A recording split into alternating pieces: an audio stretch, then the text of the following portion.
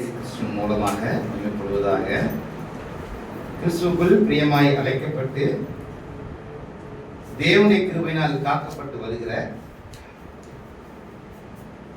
Madurai bus stand கிறிஸ்துவுக்குள் உடன் சரீர அங்கங்களை காணப்படக்கூடிய பரிசுத்தவான்கள் மற்றும் பரிசுத்த சகோதரிகள் யாவருக்கும் கிறிஸ்து இயேசுவுக்குள் அன்பு வாழ்த்துக்களை கூறிக்கொண்டு, தேவனுடைய பிரதான இரக்கம், உன்னதமான தேவனுடைய தயவு, உன்னதமான சத்திய வார்த்தைகளை தேவனுடைய பரிசுத்த ஜனங்களாகிய உங்கள் மத்தியில பேசும்படியாக அடியானுக்கு தந்திட்ட மற்றாத கிருபைகளுக்கு நம்முடைய பிதாவாகிய தேவனுக்கு மீண்டும் மீண்டும் கர்த்தர் இயேசு கிறிஸ்துவின் மூலமாக துதிகளையும் ஸ்தோத்திரங்களையும் எடுத்துக் கொள்கிறேன்.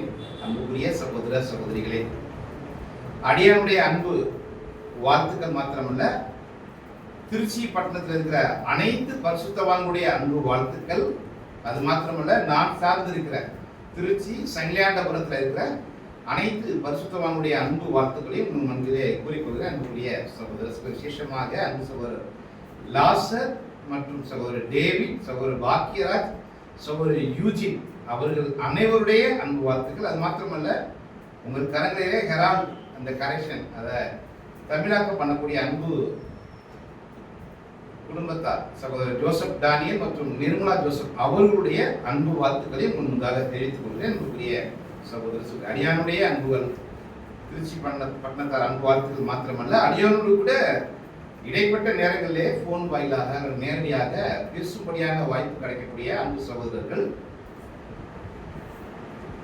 ஊட்டி ஐக்கியத்தில் சேர்ந்த சகோதரர் துரை மற்றும் மோசஸ் அவருடைய அன்பு வாழ்த்துக்கள், மேட்டுப்பாளையம் ஐக்கியத்தை சேர்ந்த சகோதரர் கராமி சார்லஸ் அவருடைய அன்பு வாழ்த்துக்கள், ராணிப்பேட்டை ஐக்கியத்தை சேர்ந்த சகோதரர் செல்வின் அவருடைய அன்பு வாழ்த்துக்கள், சென்னை ஐக்கியத்தை சேர்ந்த சகோதரர் ஜார்ஜ் அவருடைய அன்பு வாழ்த்துக்கள், திருத்துறைப்பூண்டி ஐக்கியத்தை சேர்ந்த சகோதரருடைய பூபு மற்றும் அருமையான அன்பு சகோதரர்கள் வீரமணி அவருடைய அன்பு வாழ்த்துக்களை முன்னே தெரிவித்துக் கொள்கிறாங்க சகோதரர். அது மாத்திரமல்ல, அங்க தூத்துக்குடி ஐக்கியத்தை சேர்ந்த சகோதரர் ஆல்வின், சகோதரர் ஜெகன் அவர்களுடைய அன்பு வாழ்த்துக்கள், சகோதரர் சுரேஷ் அவருடைய அன்பு வாழ்த்துக்கள், நாகர் கோயிலை சேர்ந்த சகோதரர் சகாயபாலன் அவருடைய அன்பு வாழ்த்துக்களை முன்பதாக கூறிக்கொள்கிறேன். அன்புக்குரிய சகோதர சகோதரே, உண்மையாகவே இவங்க எல்லாம் எங்கெல்லாம் நீங்க போறீங்களோ அங்க நீங்க உங்களுடைய அன்பு வாழ்த்துக்கள் சொல்லுங்க அப்படின்னு அங்க தனிப்பட்ட முறையில் சொன்ன அடிப்படையில் எங்க போறீங்களோ உங்களுடைய அன்பு வாழ்த்துக்கள் சொல்லுங்க என்ற அடிப்படையில் அவருடைய அன்பு வாழ்த்துக்கள் முன்பதாக தெரியப்படுத்துகிற அன்புக்குரிய சகோதர சகோதரிகளே, இப்படியாக அனைத்து சகோதரிய அன்பு வாழ்த்துக்களை முன்பதை கூறிக்கொண்டு, அடியான் எந்த நிகழ்ச்சியாகவும் முதல் முறையாக போகணும் அப்படின்னா கொஞ்சம் உணர்ச்சி வசப்பட்டுருவோம். ஏன்னா முதல்ல உங்களுடைய முன்பதாக பிரத்யட்சமாக முகமுகமாக உங்களுடைய அன்பை பார்க்கவும் அடியானுடைய அன்பை தெரியப்படுத்த முடியாத ஒரு வாய்ப்பு முதல்ல கிடைக்கும் பொழுது நம்ம அந்த உணர்வுக்குள்ள போயிடுவோம். அதனால தான் கூட கேட்டோம், ரெக்கார்டுகளை கடைசியை போட்டுக்கலாமா அப்படின்ட்டு. அதனால என்னுடைய ஆத்மாத்மான அன்பு வாழ்த்துக்கள் மதுரை பஸ் ஸ்டாண்ட் ஐக்கியத்தில் யாருக்கும் கூட நான் தெரிவித்துக் கொண்டு அன்புக்குரிய சகோதர சகோதரிகளே, அது மாத்திரமில்லை, ஒரு நெருக்கமாக ஒரு உணர்வுள்ள இதயத்தோடு குடும்பமாக சிறு குடும்பமாக கூடி உன்னதமான தேவனுடைய நாமத்தை கர்த்தர் இயேசு கிறிஸ்துவை மகிமைப்படுத்தக்கூடிய ஆராதனை வேலை மற்றும் தேவனுடைய வார்த்தைகளை தியானிக்கக்கூடிய இந்த வேலையில கூட உங்களோடு இணைந்து இப்படிப்பட்ட ஒரு வாய்ப்பை பிதாவாகிய தேவன் அடியேன் கொடுத்த இந்த மற்றாத கிருபைகளுக்கும் கூட நான் நன்றி செலுத்தி இந்நாளுக்குரிய அருமையான நம்ம பாடங்களுக்கு நேரம் நம்ம கடந்து சொல்லலாம். யாரும் அறிந்திருக்கிறோம், கிட்டத்தட்ட 90 நாட்களுக்கு மேலாக நம்ம இந்த காரியங்களை நம்ம தியானித்துக் கொண்டு வருகிறோம். ஜனவரி மாதம் பிறந்தோடனே சில சகோதரர்கள் ஜனவரி மாதத்துக்கு முன்பதாகவே ரெடியா இருப்பாங்க. ஜனவரி ஆரம்பிச்சுட்டாலே என்ன பண்ணணும் அப்படின்னா பாஸ் ஓவர் சப்ஜெக்ட் தியானம் பண்ண ஆரம்பிச்சிடணும் அப்படின்னு அவங்க விழிப்போடு காணப்படக்கூடியது. என்னுடைய அனுபவத்துல நானும் என்னோடு இணக்கமாய் காணப்படக்கூடிய அன்பு சகோதரர் ஜார்ஜ் அவர்கள் கிட்டத்தட்ட ஒரு கொரோனாவுக்கு பிற்பாடுல இருந்தே அவங்க எங்களோட பேசுவாங்க. டிசம்பர்லேயே அப்படியே ஜனவரிலேருந்து நம்ம ஆரம்பிச்சிடணும் அப்படின்னு பேசுவாங்க. அப்போ அவங்க பேசிக்கொள்ளும்போது சில இடங்களில் சில சூழ்நிலை மத்தியில் சிலர் என்ன பண்ணுவாங்கன்னா 1 மாதத்துக்கு முன்னாடியோ 2 மாதத்துக்கு முன்னாடியோ செய்வாங்க. அந்த அடிப்படையில் அன்பு சகோதரர்களே, நம்முடைய கைகளில் இருக்கக்கூடிய நினைவு கூறுதல் தியானங்கள் புத்தகத்தில் முன்னுரை பகுதியை நீங்க வாசித்து பார்த்தது யாரும் வாசிப்பீங்க. அதுல சகோதரர் கொடுக்கக்கூடிய மிக முக்கியமான முன்னுரை என்னன்னு பார்க்கும் பொழுது, நமது ஆண்டவர் இயேசு கிறிஸ்துடைய ஈடுபலியின் புண்ணியத்தை தியானிப்பதை காட்டிலும் பயபக்திக்குரிய விஷயம் வேறு எதுவுமே இல்லை அப்படின்னு சகோதரர் பதிவிட்டு அந்த காரியத்தை ஆரம்பிக்கிறார். அப்படின்னா இது இந்த சீசன்ல மட்டும் இல்ல, எல்லா காலத்திலையும் தியானிக்கக்கூடிய ஒரு பாடமாக சகோதரர் வலியுறுத்துகிறார். அன்புக்குரிய சகோதர சொல்லு, ஈடுபலியின் புண்ணியம் என்பது எல்லா காலத்திலும் தியானிக்கக்கூடிய ஒரு காலப்பகுதி.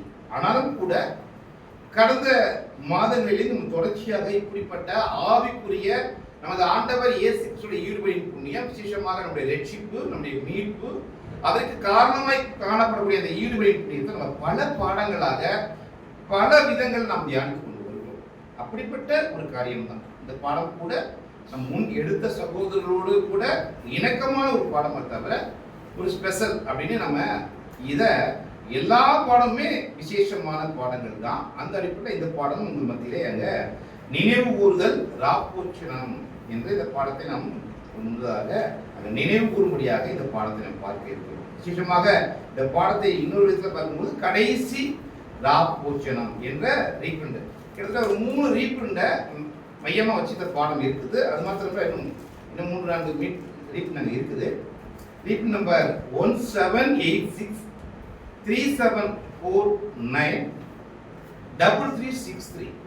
இது எல்லாமே நினைவுறுதியான புத்தகத்துல முக்கியமான பிரதானமான தலைப்புகளை காணப்படுது. இதுதான் இன்னைக்கு நம்ம பார்க்க இருக்கிற பாடமாக காணப்படுவதற்குரிய சகோதரர். இதற்குரிய ஆதார வசனத்தை நம்ம ஆரம்பித்து வாசித்து பாடத்துக்குள்ள கடந்து செல்லலாம். ஆதார வசனம் லூக்கா 22ஆம் அதிகாரம் 19வது வசனம். லூக்கா 22ஆம் அதிகாரம் வசனம் 19.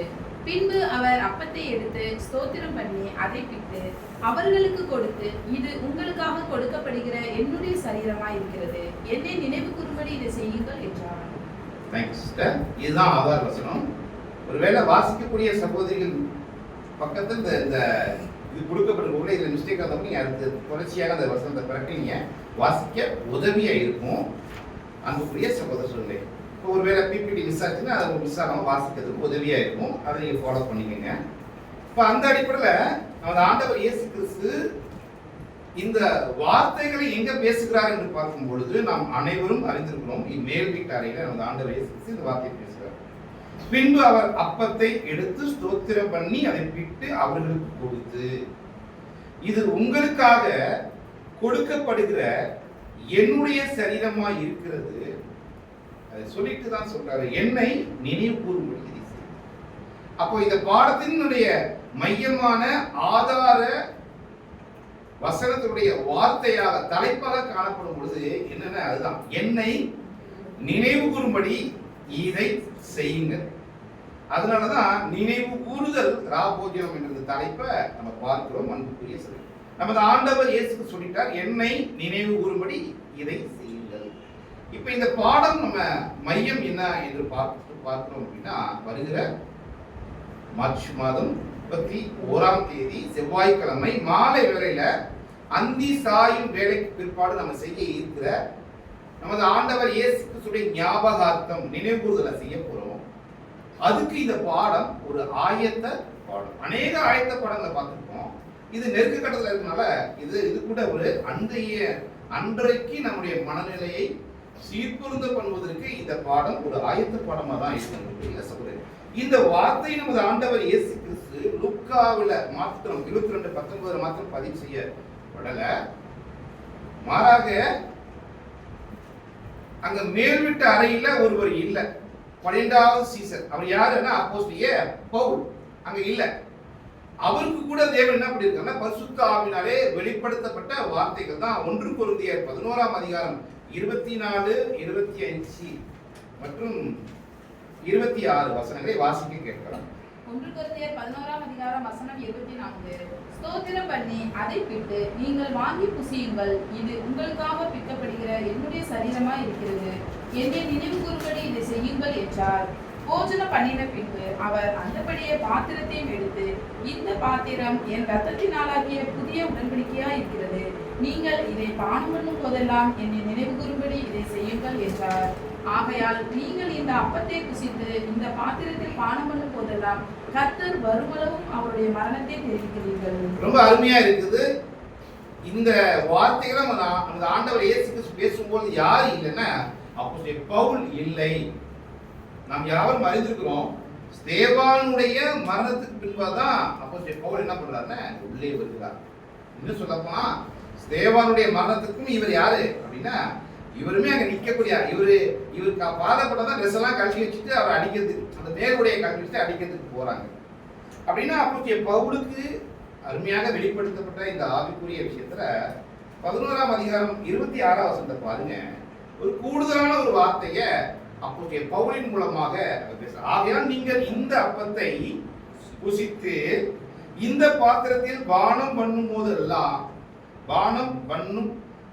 போதெல்லாம் கர்த்தர் வருமளவும் அவருடைய மரணத்தை தெரிவிக்கிறது. அப்படின்னா என்ன அர்த்தம்?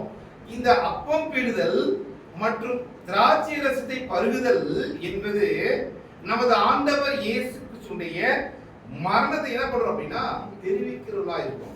எப்படி தெரிவிக்கிறோம்? அன்புக்குரிய சகோதரர்களே, இந்த அப்பம் பிட்டுதல், திராட்சை ரசம் பானம் பண்ணுதல் ஒட்டுமொத்த கிறிஸ்தவர் மத்தியில் காணப்படக்கூடிய ஒரு விசேஷமாக காணப்படுது. பலர் பல விதங்களை செய்யறாங்க. அப்படின்னா இந்த உலகத்தில் இருக்கிற எல்லா கிறிஸ்தவர்களும் இந்த வார்த்தையினுடைய உண்மைத்தன்மையை அறிந்தவர்களாக புரிந்தவர்களாக செய்கிறார்களா என்பது கேள்வி. அப்ப நாம் யாரும் அறிஞ்சிருக்கிறோம் இல்லை என்பதுதான் அதுக்கான பதில். அநேகர் நம்ம நீசான் 10 என்ற பாடத்தை நம்ம பார்த்தோம். அதுக்கு முன்னாடி பஸ்கா வரலாறு என்ற பாடத்தை நம்ம பார்த்தோம். இன்னைக்கு இருக்கிற யூதர்கள் முதற்கொண்டு ஆண்டவர் இயேசு கிறிஸ்துவினுடைய மரணத்தை பற்றின விஷயத்துல, அவர் அப்பம் மற்றும் திராட்சை ரசத்தை அவர் செய்த விஷயத்துல இன்னை வரைக்கும் பஸ்கா பற்றின உண்மையான அர்த்தம் அவங்களுக்கு இன்னை வரைக்கும் தெரியல. அப்படின்னா அதே போன்றுதான் பெயர் கிறிஸ்தவ மண்டலத்தில் காணப்படக்கூடிய ஒட்டுமொத்த கிறிஸ்தவர்களும், அதிலும் கூட சிலர் உண்மைத்தன்மையை புரிஞ்சிருக்கிறாங்க. அவங்க என்ன பண்ண முடியல, வெளியில வர முடியாத அளவுக்கு அவங்க காணப்படுறாங்க. அவர்களுடைய சிந்தனை என்னென்ன, கர்த்தர் இயேசு கிறிஸ்து மரணத்தை பற்றி அவங்களுடைய சிந்தனை என்ன அப்படின்னு நம்ம யாரும் அறிஞ்சிருக்கிறோம். பழைய ஏற்பாட்டு காலத்துல பிதா இருந்தாரு, புதிய ஏற்பாட்டு காலத்துல அவர் என்ன வந்தாரு, பிதா குமாரனா மாறிட்டாரு. குமாரன் மரிச்சு இப்ப எப்படி செயல்பட்டு இருக்காரு அப்படின்னா பரிசுத்தாவே செயல்பட்டு இருக்கிறார் என்று திருத்துவ கொள்கையை அவங்க. அப்படின்னா இப்படி திருத்துவ கொள்கைக்கு உடையவர்களுக்கு இந்த வசனம் என்ன பண்ணாதுன்னா பொருந்தவே பொருந்தாது அவருடைய மரணத்தை.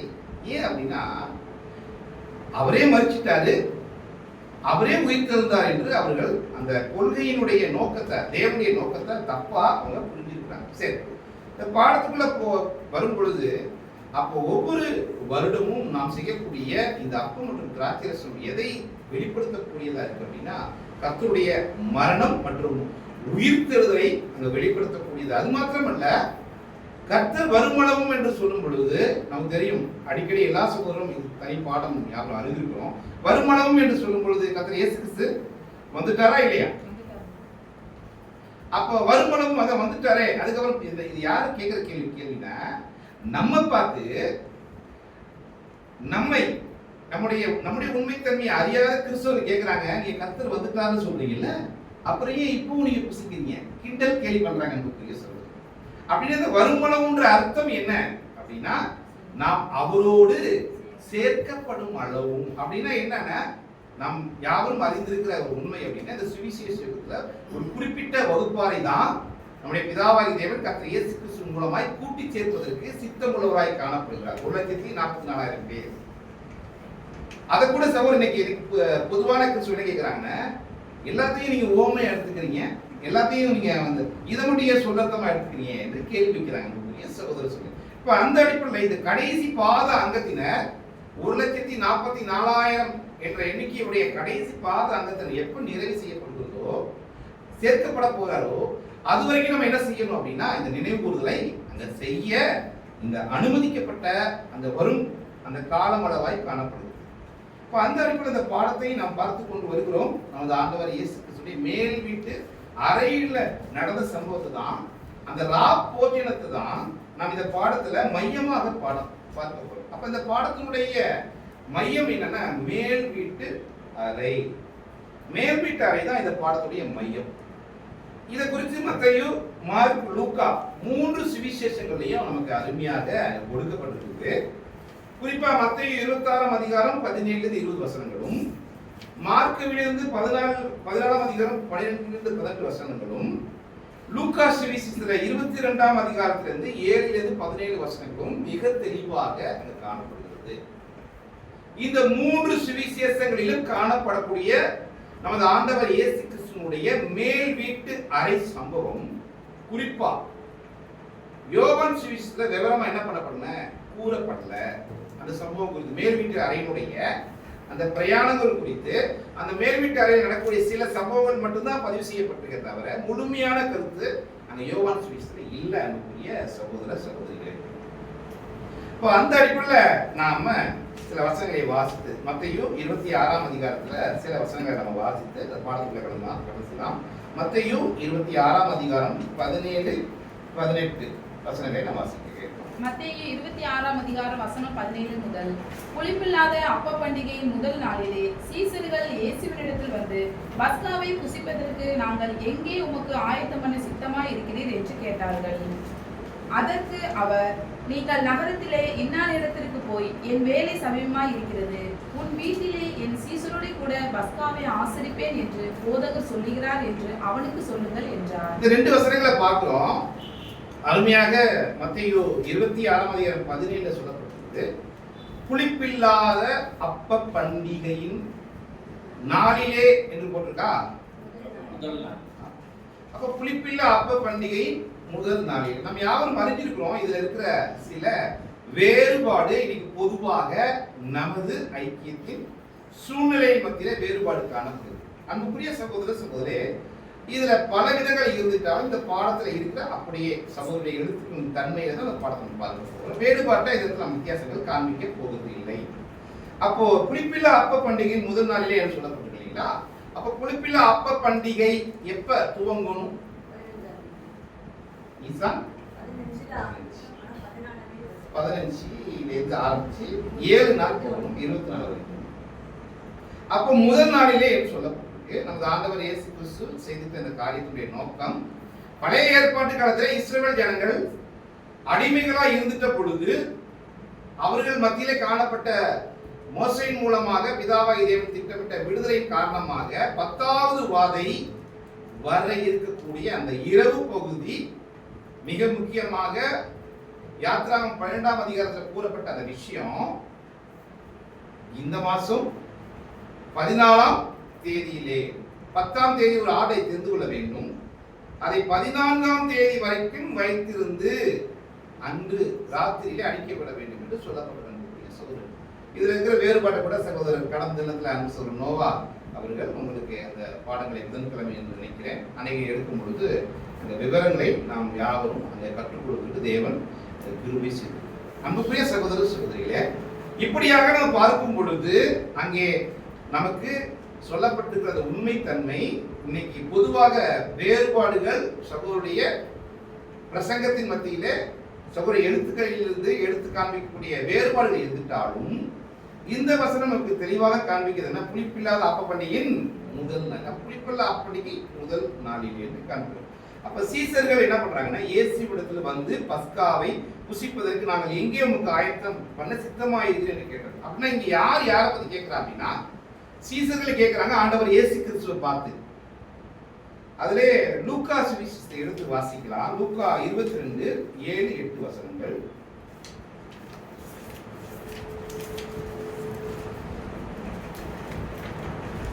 லூக்கா 22:7-8 வசனம். லூக்கா 22ஆம் அதிகார வசனம் 7. பஸ்காவை பலியிட வேண்டிய புளிப்பில்லாத அப்ப பண்டிகை நாள் வந்தது. அப்பொழுது அவர் பேதுருவையும் யோவானையும் அழைத்து, நாம் பஸ்காவை புசிக்கும்படிக்கு நீங்கள் போய் அதை நமக்கு ஆயத்தம் பண்ணுங்கள் என்றார்.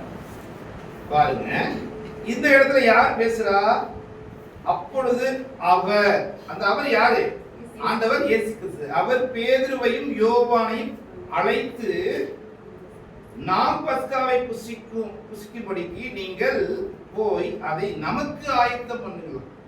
பாருங்க, வித்தியாசம் இருக்கு. அப்ப ரெண்டு சுவிசேஷங்களையும் வித்தியாசம் என்னன்னா, ஒரு சுவிசேஷத்துல சீசர்கள் கேட்டது போலவும், இன்னொரு சுவிசேஷத்துல ஆண்டவர் கேட்டது போலவும் அங்க காணப்படுகிறது. விசேஷமாக அன்புக்குரிய சகோதரர்களே, இந்த ஹெரால்டு புத்தகத்தினுடைய இந்த ஏற்றகால இந்த நவீன காலத்தில் இருக்கக்கூடிய சகோதரருடைய எழுத்துக்களை பார்க்கும் பொழுது அவங்க சொல்லக்கூடிய வார்த்தை என்ன, நம்ம ஆண்டவர் இயேசு கிறிஸ்து 3 பஸ்காவை இப்படிதான் ஆசரிச்சிருக்கிறாரு என்ற ஒரு பதிவுகளை அவங்க சொல்றாங்க.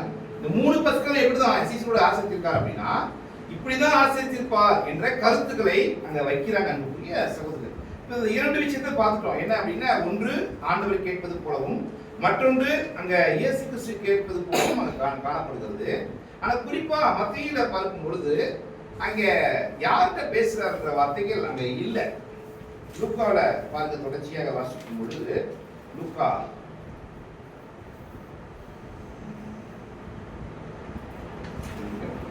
மார்க்ல இதனுடைய தெளிவாக இருக்குது.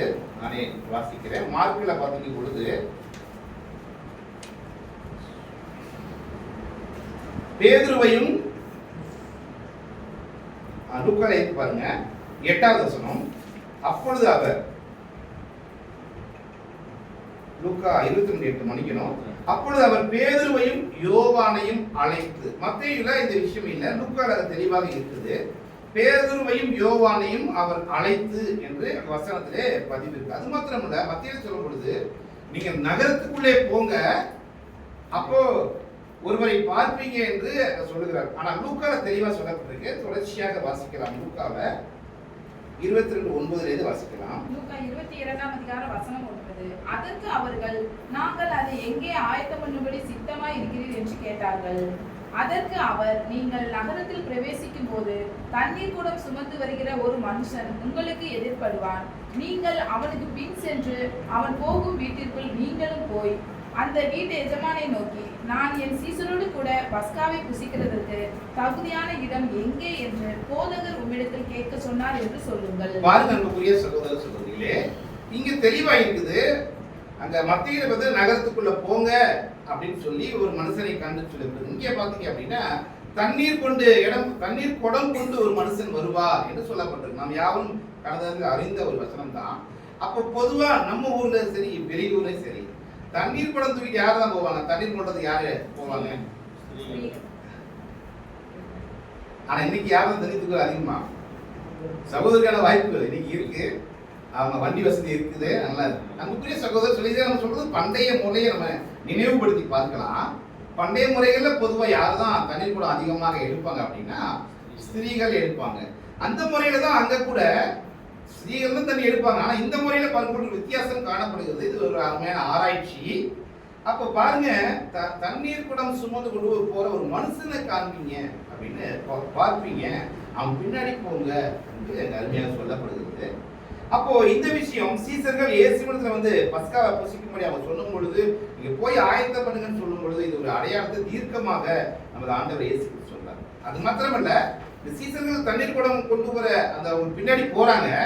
அந்த வீட்டுக்குள்ள போனதுக்கு அப்புறம் என்ன பண்றாங்க அப்படின்னா, அந்த வீட்டுல உள்ள எஜமான் பார்த்து, போதகர் இந்த மாதிரி பஸ்காவை ஆசிப்பதற்கு இடம் எங்கே என்று கேட்கிறாரு அப்படின்னு சொல்லும் பொழுது, அவர் மேல் வீட்டில் ஒரு கம்பளம் பிரிக்கக்கூடிய ஒரு இடத்தை காமிப்பாங்க. நல்லா யோசிச்சு பாருங்க, இப்படி நம்ம யாராவது இது மாதிரி செய்வோமா? பொதுவாக அப்படி இந்த மாதிரி விஷயத்த செய்வதற்காக நம்ம செய்வோம்னா அப்படி இல்லை. இன்னைக்கு பேசவை கிறிஸ்தவர் கூட அப்படி செய்கிறாங்க. என்ன அப்படின்னா, வீட்டில் ஒரு ஜெபத்தை பண்ணுவாங்க.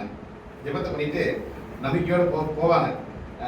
நம்ம போய் ஒருத்தத்தை கேட்போம், அவங்களோட கர்த்தர் பேசுவார். இப்படி நம்பிக்கை உடையவர்களாக நீங்க காணப்படுறாங்க. அப்படி அதை சாட்சியாக சொல்றாங்க. போய் ஜெபம் பண்ணிட்டு போவோம், போனா கர்த்தர் ஒருத்தர் அதை வீட்டை கேட்போம். அப்ப கேட்கும்போது கர்த்தர் அவர் இருதயத்துல பேசுவார் அப்படின்னு அவங்களோட என்ன பேசுவாங்க, கர்த்தர் எங்க இதயத்துல பேசினாரு, உங்க வீட்டுக்கு 24 நம்பர் வீடு, மாடி வீடு, சிவப்பு கலர் பெயிண்ட் அடிச்ச வீட்டுக்கு போங்கன்னு என் கர்த்தர் சொன்னாரு. உங்க பேர் மகேஷா? இல்லைங்க, என் பேர் மாரியப்பன். இல்ல எம்முன்ற வார்த்தை தான் காமிச்சாரு. எம்முன்னா மகேஷ் மாரியப்பன் ஏதாவது ஒரு வார்த்தை. அன்புக்குரிய சகோதரர் எதுக்காக சொல்றாருன்னா, அதாவது ஒரு குறிப்பிட்ட காலம் வரைக்கும் தேவன் இந்த வரங்களை வைத்திருந்தார். அப்ப பாருங்க, அப்படின்னா நம்ம ஆண்டவர் இயேசு சொல்ற விஷயத்தினுடைய தீர்க்கம் அங்க காணப்படுகிறது. அப்படின்னா யார் எப்படி இது அனுமதிக்கப்படுகிறது? சகோதரர் ரீபன்ல இதனுடைய தியானங்கள் ரொம்ப அருமையாக கொடுத்திருக்காரு. 3749ல பக்கம் நினைவு தியான புத்தகத்துல பக்கம் 87 சகோதரர் குறிப்பிடக்கூடிய விஷயம் ரொம்ப நியாயமாக யதார்த்தமாக இருக்கு. ஒரு நண்பர் ஒரு இடத்துல கேட்கும்படியாக நமது கர்த்தர் சீசர்களை அனுப்பினார். யாருக்கு தெரியும் நண்பர் வீடு அப்படின்னா? கர்த்தருக்கு தெரியும். நான் அனுப்பக்கூடிய சீசர்கள் அந்த குடத்தை தூக்கக்கூடிய மனிதனோட போகும்பொழுது அந்த மனிதன் இங்கே தான் போவாரு. அவர் யார் வீடுன்னா ஒரு நண்பருடைய வீடு. கர்த்தருக்கு தெரியும். யாருக்கு தெரியாது அப்படின்னா சீசர்களுக்கு தெரியாது அன்புக்குரிய சகோதர சகோதரிகளே. அப்ப இன்னுமாக நண்பர் ஒரு இடத்தில் கேட்கும்படியாக நமது கர்த்தர் சீசர்களை அனுப்பின போது அந்த வீட்டின் எஜமானை நோக்கி, நான் என் சீசரோடு கூட பஸ்காவை புசிப்பதற்கு தகுதியான இடம் எங்கே என்று போதகர் கேட்க சொன்னார் என்று சொல்லுங்கள் என்பதாக நாம் வாசிக்கிறோம். அப்படின்னா நமது ஆண்டவர் இயேசு கிறிஸ்து தெரியும். இப்ப அனுப்பப்படக்கூடிய யோவான் பேதுரு போகக்கூடிய இடம் எங்க தான் போவாங்கன்னா என் நண்பர் வீட்டுக்கு தான் போறாங்க. அவருக்கு தெரியும் நம்முடைய சகோதர சகோதரி. அப்ப இந்த வீடு யாருடையது? நம்ம யாரும் மறந்துக்கிறோம். யாருடைய வீடு இது? மார்க்கினுடைய தாயாகிய மரியாளுடைய வீடு என்பது நாம் யாவரும் அறிஞ்சிருக்கிறோம். கடந்த பாடத்தோட பார்த்தோம். இது மரியாளுடைய வீடு, அதாவது மார்க்குடைய தாயாகிய மரியாளுடைய வீடு. இன்னும் விசேஷமாக இந்த வீடு தான் பெந்தகோஸ்தே நாள்ல அவங்க ஜெபம் பண்ணக்கூடிய அந்த வீடு கூட இந்த வீடு தான். நம்ம அப்போஸ்தலர் கூட சகோதரோட கருத்தை பார்த்தோம். அப்போஸ்தலர் 12ஆம் அதிகாரம் 11-12 வாசிக்கலாம். அப்போஸ்தலர் 12-11.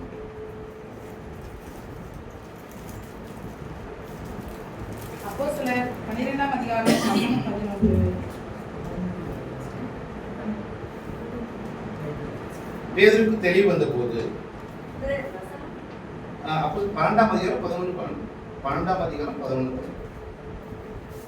பேதுருக்கு தெளிவு வந்தபோது ஏரோதின் கைக்கும் யூத ஜனங்களின் எண்ணங்களுக்கும் என்னை விடுதலையாக்கும்படிக்கு கர்த்தர் தம்முடைய தூதனை அனுப்பினார் என்று நான் இப்பொழுது மெய்யாய் அறிந்திருக்கிறேன் என்றான்.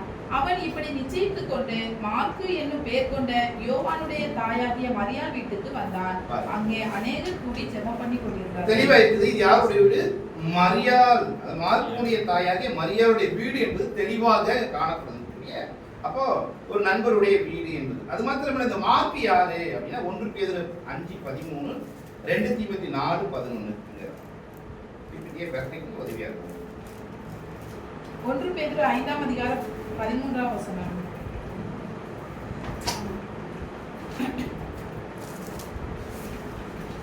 உங்களுடனே கூட தெரிந்து கொள்ளப்பட்டிருக்கிற பாபிலோனில் உள்ள சபையும் என் குமாரனாகிய மார்க்கு உங்களுக்கு வாக்கு சொல்லுங்கள். ஆமா, இது மார்க் யாரு? யார் பேதுருவோட உடன் ஊழியராக காணப்படுறாரு.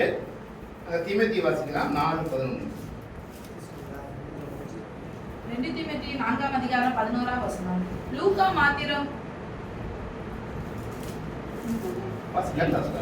மாத்திரம் என்னோட இருக்கிறான். மார்க்குவே உன்னோட கூட்டிக் கொண்டு வா. ஊழியத்தில் அவன் எனக்கு பிரயோஜனம் உள்ளவர். இப்ப இந்த மார்க் யார் அப்படின்னா நமது ஆண்டவர் இயேசு கிறிஸ்து மரித்து உயிர்த்தெழுந்ததற்கு பிற்பாடு சீசர்களுக்கு உடன் ஊழியராக காணப்பட்ட ஒரு சீசனாக உடன் ஊழியராக காணப்பட்டவர் தான் இந்த மார்க்கு. உடன் ஊழியராக காணப்படுறார்.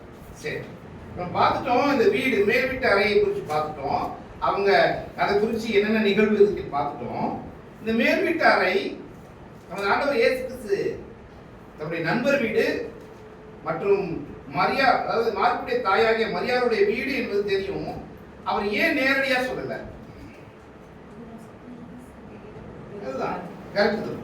அப்ப யூதாசுக்கு இடம், இந்த இடம் பற்றிய தகவல் யூதாசுக்கு தெரியாத வண்ணமாக அங்க இருக்கணும் என்பதாக நமது ஆண்டவர் இயேசு கிறிஸ்து கர்த்தரை கைது செய்யும்படி நாடுகின்றவர்கள் சார்பில் எவ்விதத்திலும் பஸ்கா அனுசரிப்பும். அது மாத்திரமல்ல, யோவான் 14ஆம் அதிகாரம், 15ஆம் அதிகாரம், 16ஆம் அதிகாரம், இந்த அதிகாரத்தில் சொல்லப்படக்கூடிய சுவிசேஷ யுக சபை வகுப்பாருக்கு கொடுக்கக்கூடிய அருமையான பாடங்கள் அங்க தவிர்க்கப்படாதபடிக்கு, அப்போ கர்த்தரை கைது செய்யும்படிக்கு நாடுகின்றவர்கள் சார்பில் எவ்விதத்திலும் பஸ்கா அனுசரிப்பும்.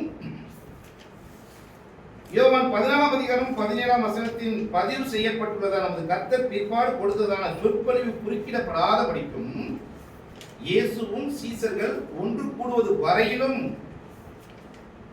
பஸ்கா அனுசரிக்கப்படுகின்ற இடம் பற்றின தகவல் யூதாசுக்கு தெரியா வண்ணம் இயேசு இப்படியாக மறைமுகமாக மேல் வீட்டு அறையை குறித்து கூறினார் என்று அனுமானிக்கப்படுது. இந்த அனுமானம் கரெக்டா இல்லையா? நியாயமாக இருக்குது. அப்ப யூதாசுக்கு முன்கூட்டியே தெரியக்கூடாது என்பதற்காக நமது ஆண்டவர் இயேசு கிறிஸ்து மறைமுகமாக சொன்னாரு, நீங்க நகரத்துக்குள் போங்க, தண்ணீர் குடம் சுமந்து கொண்டு போறக்கூடிய ஒரு மனுஷனை காண்பீங்க, அந்த மனுஷன் பின்னாடி போங்க, அந்த மனுஷன் எந்த வீட்டுக்குள் நுழைகிறானோ அந்த வீட்டில போய் அந்த வீட்டின் எஜமானனை நோக்கி, போதகர் பஸ்காவை புசிப்பதற்கு இடம் எங்கே ஆயத்தம் பண்ணப்பட்டிருக்குன்னு கேளுங்க, அவர் கம்பளம் முதலான விரிக்கப்பட்ட காரியத்தை காணும். தொடர்ச்சியா பார்க்கும் பொழுது பாருங்க, இப்படிப்பட்ட ஆண்டவர் இயேசு கிறிஸ்துவின் வார்த்தையை கேட்டுதான் அந்த சீசர்கள் யோவான் பேதுரு போய் என்ன பண்ணாங்க, அங்க போய் என்ன பண்ணாங்க அப்படின்னா, ஆட்டுக்குட்டியை ஏற்பாடு பண்ணுதல், புளிப்பில்லாத அப்பங்கள், கசப்பான கீரைகள், திராட்சை ரசம் ஆகியவற்றிற்கு ஏற்பாடு பண்ணுதல் எனும் விதத்தில் தான் பேதுரும் யோவானும் பஸ்காவை ஆயத்தம் பண்ணினார்கள்.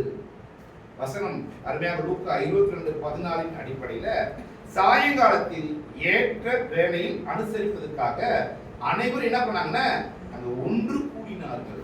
அன்புக்குரிய சகோதர சொல்லலே, இந்த ரீப்ரிண்ட் மாத்திரமல்ல, 33:63 பக்கம் 69 மாத்திரமல்ல, இதை போன்ற அநேக சகோதர எழுத்துக்கள்ல பதிவுகளை நம்ம கடந்த தினத்துல அருமையாக நம்ம தியானித்தோம். அன்புக்குரிய சகோதர சொல்லலே, அநேக இடங்கள்ல 7ஆம் தூதன் அன்பு சகோதரர் ரசல் அவர்கள் இப்படியாக மேல் வீட்டு அறையில் நமது ஆண்டவர் இயேசு கிறிஸ்துவும் சீசர்களும் பஸ்காவை ஏற்பாடு பண்ணி அதை புசிக்கும் விதத்தில் தான் அந்த வீட்டில் கூடினாங்க என்பது மிக தெளிவாக அங்க காணப்படுகிறது. அப்போ சாயங்காலம் ஆன பொழுது அப்படின்னா இது எந்த சாயங்காலம் அப்படின்னா நிசான் 14ஆம் தேதியினுடைய ஆரம்ப சாயங்காலத்தில் அவங்க கூடியிருக்கிறாங்க. அப்படின்னா இந்த உரையாடல், இந்த வீட்டுக்கு போகின்ற உரையாடல் எப்ப நடந்திருக்கணும்? அநேகமாக காலை பகுதியில் 13ஆம் தேதி பகல் வேளையில நம்ம வழக்கம் போல எப்படி காலை எழுந்து ஒரு டீயை, ஒரு குரூப்பா இருந்தோம்னா காலை எழுந்து ஒரு டீயை சாப்பிட்டு, சரி இப்ப நான் என்ன பண்ணணும், எங்க போய் நம்ம பஸ்காவை ஆயத்தம் பண்ணலாம் ஒருவேளை அப்படின்ற கேட்பது போல நம்ம அடுத்த நிகழ்வு பேசுறவங்க பேசிட்டு இருப்பாங்க, வேலை செய்யறவங்க என்ன பண்ணுவாங்க, காய்கறி வாங்குறவங்க சமைக்கணும் அப்படின்னு அடுத்த வேலையை. அது போல இங்க 2 பேர் பேதுரு யோவான் என்ன பண்றாங்க அப்படின்னா, இந்த வேலையை செய்வதற்கு 13ஆம் தேதி பகல் வேலையில ஆண்டவர்கிட்ட உத்தரவு வாங்கி கொண்டு அவர் சொல்லபடியாக அவர் கடந்து செல்வதை நம்ம பார்க்கிறோம். அப்படின்னா இதை குறித்து லூக்கா 22:14, மார்க் 14:17, மத்தேயு 26:20 இந்த வசனங்களை என்ன சொல்லப்பட்டிருக்கு அப்படின்னா, வேலை வந்த போது என்று சொல்லப்பட்டிருக்கு, சாயங்காலம் ஆன போது என்று சொல்லப்பட்டிருக்கு. அப்படின்னா இந்த சாயங்காலம் எந்த சாயங்காலம்? ஆரம்ப சாயங்காலமா முடிவு சாயங்காலம்? அன்புக்குரிய சகோதர சொல்றீங்களே, ஒரு விஷயத்தை நம்ம புரிஞ்சுக்கலாம். இந்த இடத்துல நம்முடைய அதாவது இந்திய தமிழ்நாட்டில் வளரக்கூடிய நமக்கு சாயங்காலம் எப்போ வரும்?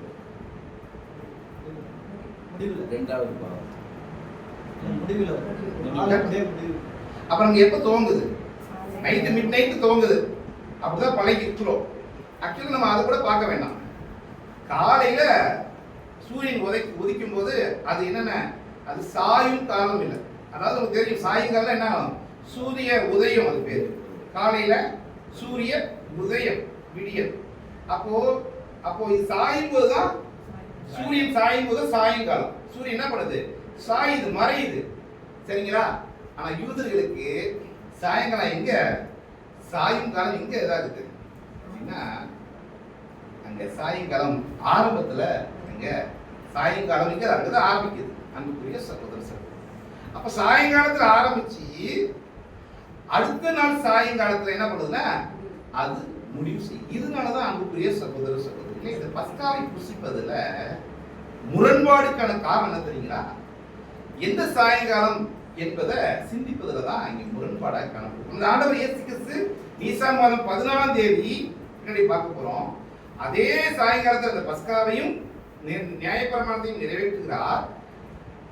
முடிவாகிய தன்னையும் அதே காலவெல்ல என்ன பண்றாங்க, அதை செய்கிறார். வாசிக்கிறோம் லூக்கா 22:15. லூக்கா 22ஆம் அதிகாரம் 15.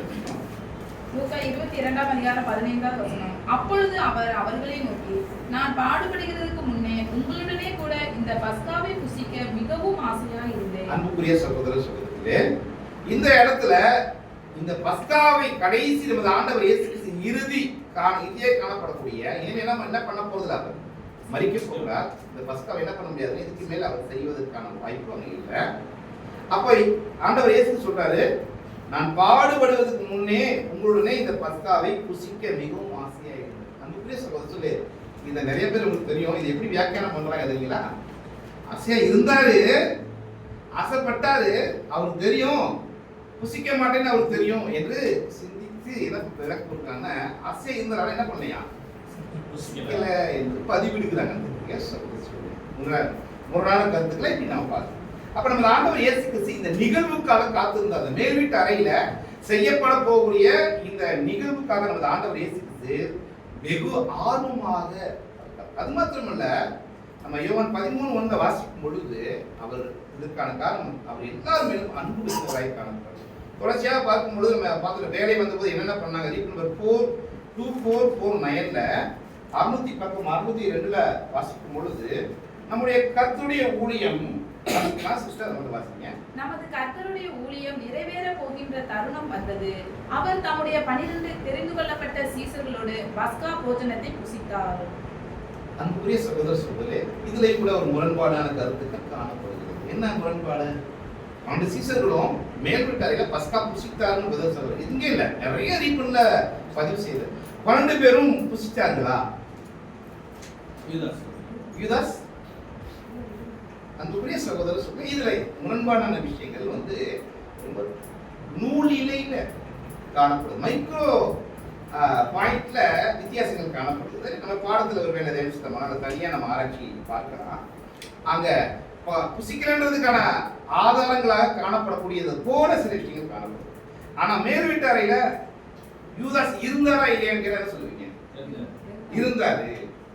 தொடர்ச்சியை பார்க்கலாம். 244 நாங்கள் தொடர்ச்சியை பார்க்கும் பொழுது நமது ஆண்டவர் இயேசு கிறிஸ்துவும் 12 சீசர்களும் யூதர்களின் முறைமையின்படி பஸ்கா போஜனமானது குடும்பமாக அனுசரிக்கப்பட்டது. எப்போ? இஸ்ரவேல் ஜனங்கள் கிட்டத்தட்ட 17 நூற்றாண்டுகளுக்கு ஆண்டவர் இயேசு கிறிஸ்து அங்க முதலாம் வருகை வந்து முன்பாக அவங்க கிட்டத்தட்ட அவங்க அங்க எகிப்திலிருந்து விடுதலையான பட்டதிலிருந்து அவங்க பஸ்காவை குடும்பம் அனுசரிக்கப்பட்டது. நமது கர்த்தரால் விசேஷமாக தெரிந்து கொள்ளப்பட்ட இந்த 12 அப்போஸ்தலர்கள் அவரை தங்களுடைய தலையாக விசுவாசித்து தங்களை ஒப்பு கொடுத்தபடியினால் இவர்கள் தேவனுடைய குடும்பத்தின் கருவாக அங்க இருந்தனர். அப்போ இந்த 12 சீசர்கள் மற்றும் ஆண்டவர் இயேசு கிறிஸ்து ஒரு குடும்பமாகவும் சுவிசேஷ யுகத்தினுடைய ஆரம்ப சபையினுடைய கருவாகவும் அங்க காணப்பட்டாங்க. அப்ப இவங்க எப்படிப்பட்ட சிந்தனை இருந்தாங்க என்று சகோதரர் பதிவு கொடுக்கிறார். இங்க மறந்துடக்கூடாது, 12 சீசர்கள் சொல்லப்பட்டாலும் அந்த குடும்பம் என்று சொல்லும் பொழுது இப்போ தெரியும், எல்லாரும் குடும்பமா இருக்கிறோம். அப்படி குடும்பமா இருந்துட்டாலும் நம்மகிட்ட என்ன இருக்கு, குடும்பங்கள்ல வேறுபாடு இருக்கு. சபையில குடும்பம், ஆனா தனித்தனி குடும்பம், சகோதரன் சகோதரி கணவன் மனைவியா இருக்கீங்க. அப்படிதான் அங்க யூதாஸ் 12வதாக அவர் காணப்பட்டாலும் அவருடைய இருதய மனநிலை வேறுபட்டதாய் காணப்பட்டதாலும் என்ன பண்ண முடியாது. அவர் குடும்பமா கேட்டாலும் சொல்லுவீங்க, குடும்பம் தான். அவர் குடும்பத்துல ஒருவரா இருந்தாரு, அவருடைய இருதயம் தான் வேறுபட்டதாய் காணப்பட்டது தவிர அந்த குடும்பத்துல ஒருத்தரா இல்லையான குடும்பத்துல ஒருத்தராக அங்கே காணப்பட்டார். இப்ப அந்த அடிப்படையில அங்க இருந்த அவருடைய இருதயம் ஒன்றாக இருந்ததாக அங்க சொல்ல சொல்லும் பொழுது அதை மட்டும் வாசிக்கலாம். இவர்களுடைய இருதயங்களும் நம்பிக்கைகளும் நோக்கங்களும் ஒன்றாய் இருந்தது. மேலும் ஒன்றாய் இருப்பதற்கான காரணம் இவர்கள் ஒரே நம்பிக்கைக்கு அழைக்கப்பட்டிருப்பதனாலே ஆகும். அன்புக்குரிய சகோதர சகோதரிகளே, யூதாஸ் இருந்தாரு, அவர் கூட ஒரே நம்பிக்கைக்கு அழைக்கப்பட்டார். ஆனா சற்று நேரத்துல என்ன பண்ண போறாரு, அந்த வாய்ப்பை கூடாது இழக்க போறாரு. ஆனா அந்த இலக்கும் தருவாய் வர கூட எப்படிதான் அவர் பாதிக்கப்பட்டார் அப்படின்னா ஒரே குடும்பமாக தான் பாதிக்கப்பட்டார். அவருடைய இருதயம் தான் வேறு நிலையாக காணப்பட்டது தவிர அங்கே 12 சீசர்களும் ஒரே குடும்பமாக தான் இருந்தாங்க. உங்களுக்குரிய சகோதரர் இல்ல மாற்று கருத்தே இல்ல, ஒரே குடும்பம்னா ஒரே குடும்பம் தான், ஒரே நம்பிக்கைக்கு தான் அழைக்கப்பட்டாங்க. எபேசியர் 4:4 நாம் கூட அன்புக்குரிய சகோதர சகோதரிகளே இப்படிப்பட்ட ஒரு நம்பிக்கைக்கு தான் அழைக்கப்பட்ட. வாசிக்கலாம் எபேசியர் 4:4. எபேசியர் 4 அதிகாரம் 4 வசனம். உங்களுக்கு உண்டான அழைப்பினாலே நீங்கள் ஒரே நம்பிக்கைக்கு அழைக்கப்பட்டது போல ஒரே சரீரமும் ஒரே ஆவியும் உண்டு. ஆம் அன்புக்குரிய சகோதரர், அன்று மாத்திரமல்ல இன்றும் நாம் கூட அப்படி பவுலின் வார்த்தையில ஒரே சரீரமாக அழைக்கப்பட்டிருக்கிறோம். ஒரே ஆவி நமக்கு இருக்குது. அந்த நம்பிக்கையினாலதான் நம்ம என்ன பண்ணிருக்கோம், ஒரே சரீரமும் ஒரே ஆவி இருக்கும். வருகிற மார்ச் மாதம் 31ஆம் தேதி செவ்வாய்க்கிழமை மாலை வேளையில அந்தி சாயும் வேளையில நாம் கூட எப்படிதான் காணப்பட இருக்கிறோம். இன்னைக்கு போலதான் ஒரே குடும்பமாக கிறிஸ்துவை தலையாக கொண்டு மதுரை பஸ் ஸ்டாண்ட் எக்லிஷியாக சரீரங்களாக காணப்படக்கூடிய ஒரே சரீரமாக ஒரே அந்த ஆவியாக நம்ம காணப்பட்டு அதை செய்ய போகிறோம். அன்புக்குரிய சகோதர சகோதரிகளே, இப்படிப்பட்ட தருணத்துல 12 சீசர்கள் ஒருவராக காணப்பட்ட யூதாஸ் என்ன பண்ணப்படலன்னா, அவர் அங்க தவிர்க்கப்படல என்பதாக சகோதரர் யூதாஸ் என்ன பண்ணனா, அந்த மேல் வீட்டு அறையில் அவர் வராதபடி தவிர்க்கப்படவில்லை. வாசிக்கலாம் அங்க 24 நம்பர் 2449 பக்கமாக இருந்து, நமது கர்த்தருக்கு யூதாஸ் தான் தம்மை நமது கர்த்தருக்கு யூதாஸ் தான் நம்மை காட்டிக் கொடுக்க போகிறான் என்று ஏற்கனவே தெரிந்திருந்தாலும் யூதாஸ் தள்ளி வைக்கப்படவில்லை, தவிர்க்கப்படவில்லை. இது கிறிஸ்துவின் பின்னடியார்களாகிய நாம் ஒருவருக்கொருவர் மற்றவர்களுடைய இருதயத்தை குறித்து நியாயந்திருக்க கூடாது அல்லது தீமையானவர்கள் என யூகிக்க கூடாது என்ற படிப்பினையே நமக்கு கொடுக்கின்றது. அன்புக்குரிய சகோதர சகோதரிகளே, நம் மூத்த சகோதரன் மூலமாக நமக்கு கொடுக்கப்பட்ட அருமையான படிப்பினை என்ன அப்படின்னா, மேல் வீட்டு அறையில யூதாசும் அந்த யூத முறைமையான பஸ்காவில காணப்பட்டார். அந்த காணப்பட்ட சம்பவம் எதை அடையாளப்படுத்துகிறது அப்படின்னா, யூதாஸ் அங்க தவிர்க்கப்படல, தள்ளி வைக்கப்படல. அதிலிருந்து நமக்கு என்ன பாடம் அப்படின்னா, இது கிறிஸ்துவின் பின்னணியில் நமக்கு நாம் ஒருவருக்கொருவர் மற்றவருடைய இருதயங்களை குறித்து நியாயம் தீர்க்க கூடாது. அது மாத்திரமல்ல, தீமையானவர்கள் என யூகிக்க கூடாது என்ற படிப்பை நமக்கு அன்புக்குரிய சகோதரர் இப்ப பேசிட்டு இந்த வார்த்தையை கொஞ்சம் சிந்தித்து பேசணும். ஏன் மற்றவர்கள் நம்ம நிதானிக்க கூடாதா? இவர் சரியான மனுஷன் தவறான மனுஷன் யோசிக்க கூடாதா? அன்புக்குரிய சகோதர சகோதரிகளே, நம்ம சாதாரணமாக உணவு சாப்பிடுறோம் இல்லைங்களா? நம்ம வீட்டில் ஒரு பழக்கம் உண்டு. சில நேரங்களில் முதல் நாள் நைட்டு பச்சை குழம்பு ஏதோ மீதி இருந்தா அடுத்த நாள் காலையில் என்ன பண்ணுவாங்கன்னா, இட்லியை சுற்றி அந்த குழம்பு தான் இருக்கு அப்படின்னு சட்னி அரைக்காம அந்த குழம்பு தான் இருக்கு அப்படின்னு இட்லியை சுற்றி அதை சாப்பிடலாங்க அப்படின்னு மனைவி, அது கணவன் மனைவிக்குள்ள செய்யும் பொழுது அப்போ குழம்பு மீதி இருக்கும். இட்லியை சுட்டு கொண்டாந்து அப்போ அந்த குழம்பு அங்கே இருக்கும்.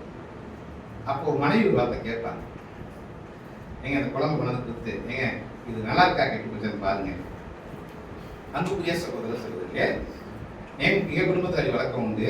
சில பேர் சகோதரி முடிவு செஞ்சிருவாங்க, ஏன் நம்மள்ட்ட கேட்கிறாங்க அப்படின்னா, சாப்பிட போறது யாரு? அப்போ பிரச்சனையை தவிர்க்குதுன்னா போயிடுவாங்க. நம்மள்ட்ட கொண்டாந்து கொடுத்துட்டு மோந்து பார்த்துட்டு பாருங்க வாரடிக்குதா அப்படி சாப்பிடலாம்னு பாருங்கன்னு சொல்லுவாங்க. அவ பார்த்துட்டு நல்லா இருக்கு சுட வைமா, அதுக்கு என்ன பண்ணுவாங்க, ஏன் முன்னாடியே காமிக்கிறாங்கன்னா, சுட வச்சது வேஸ்டா போச்சு ஊதிக்கலாம் யாரு கஷ்டம், அதை ப்ரிப்பேர் பண்றது கஷ்டம். அன்புக்குரிய சகோதர சகோதரிகளே, அதே போலதான் நல்லா யோசிச்சு பாருங்க. ஒரு குழம்புல கூட நம்ம என்ன பண்ணி பார்க்கலாம், நல்லா இருக்கா நல்லா இல்லைன்னு பார்க்கணும். அன்புக்குரிய சகோதர சகோதரிகள பார்க்கலாமா கூடாது, நிதானிக்கலாமா கூடாது? சொல்லுங்க. அன்புக்குரிய சகோதரி, பரவாயில்ல சிரமப்படுத்த மாட்டேன், அப்படி எனக்கு வழக்கம் இல்லை. ஆனா வரும் அன்புக்குரிய சகோதர சகோதரிகளே, நம்ம கண்டிப்பா பார்த்தோன்னே இடப்பட மாட்டோமா? தெரியும். ஒருத்தர் நடவடிக்கையை பார்த்து நமக்கு தெரியாதா, பேச்சு பார்த்தா தெரியாதா, செயல்பாடை பார்த்தா தெரியாதா? ஆனா என்ன நம்ம சொல்ல வரோம் புரிஞ்சுக்கணும். எப்படி புரிஞ்சுக்கோங்க, இந்த பாடத்தை அப்படியே நம்ம கருத நிதானிக்கணும். ஆனா பரிசுத்த ஆவியில யோசிச்சு பார்த்து நிறைய பாடங்களை தண்ணி சுருக்கமா கொடுத்திருக்காரு. அப்போ ஒருத்தர் குறைவுள்ளவராக காணப்படும் பொழுது முதல்ல நம்ம ஒரு புதுசு நினைப்பாரு, முன்னாடி நாமளும் தான் இருந்தோம். அப்போ ஒரு புதுஸ்ரீ அங்கத்தினர் எப்படி காணப்படணும் அப்படின்னா, தனக்கு முன்னாடி இருக்கிற ஒரு குறைவுள்ள ஒரு சகோதரன் அல்லது பலகீனமான ஒரு சகோதரன் அல்லது சத்திய அறிவுல குறைவுபட்டவர்களாக குணநட்சத்திர குறைவுபட்டா காணப்படும் பொழுது அவரை பார்த்து இவரை எப்படி நினைக்கணும் அப்படின்னா, இறக்கப்படணும், பரிதாபப்படணும்.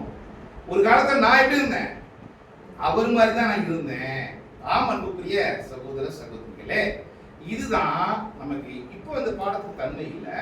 அப்ப யூதாச கர்த்தர் ஒதுக்கி வச்சிட்டாரு அப்படின்னு இல்லாம சேர்த்துக்கொண்டார் என்பதற்காக நாம வசனம் அப்படி சொல்லப்பட்டிருக்கிற நாம பாட்டுக்கு கண்ணை மூடிட்டு செஞ்சிடலாமா?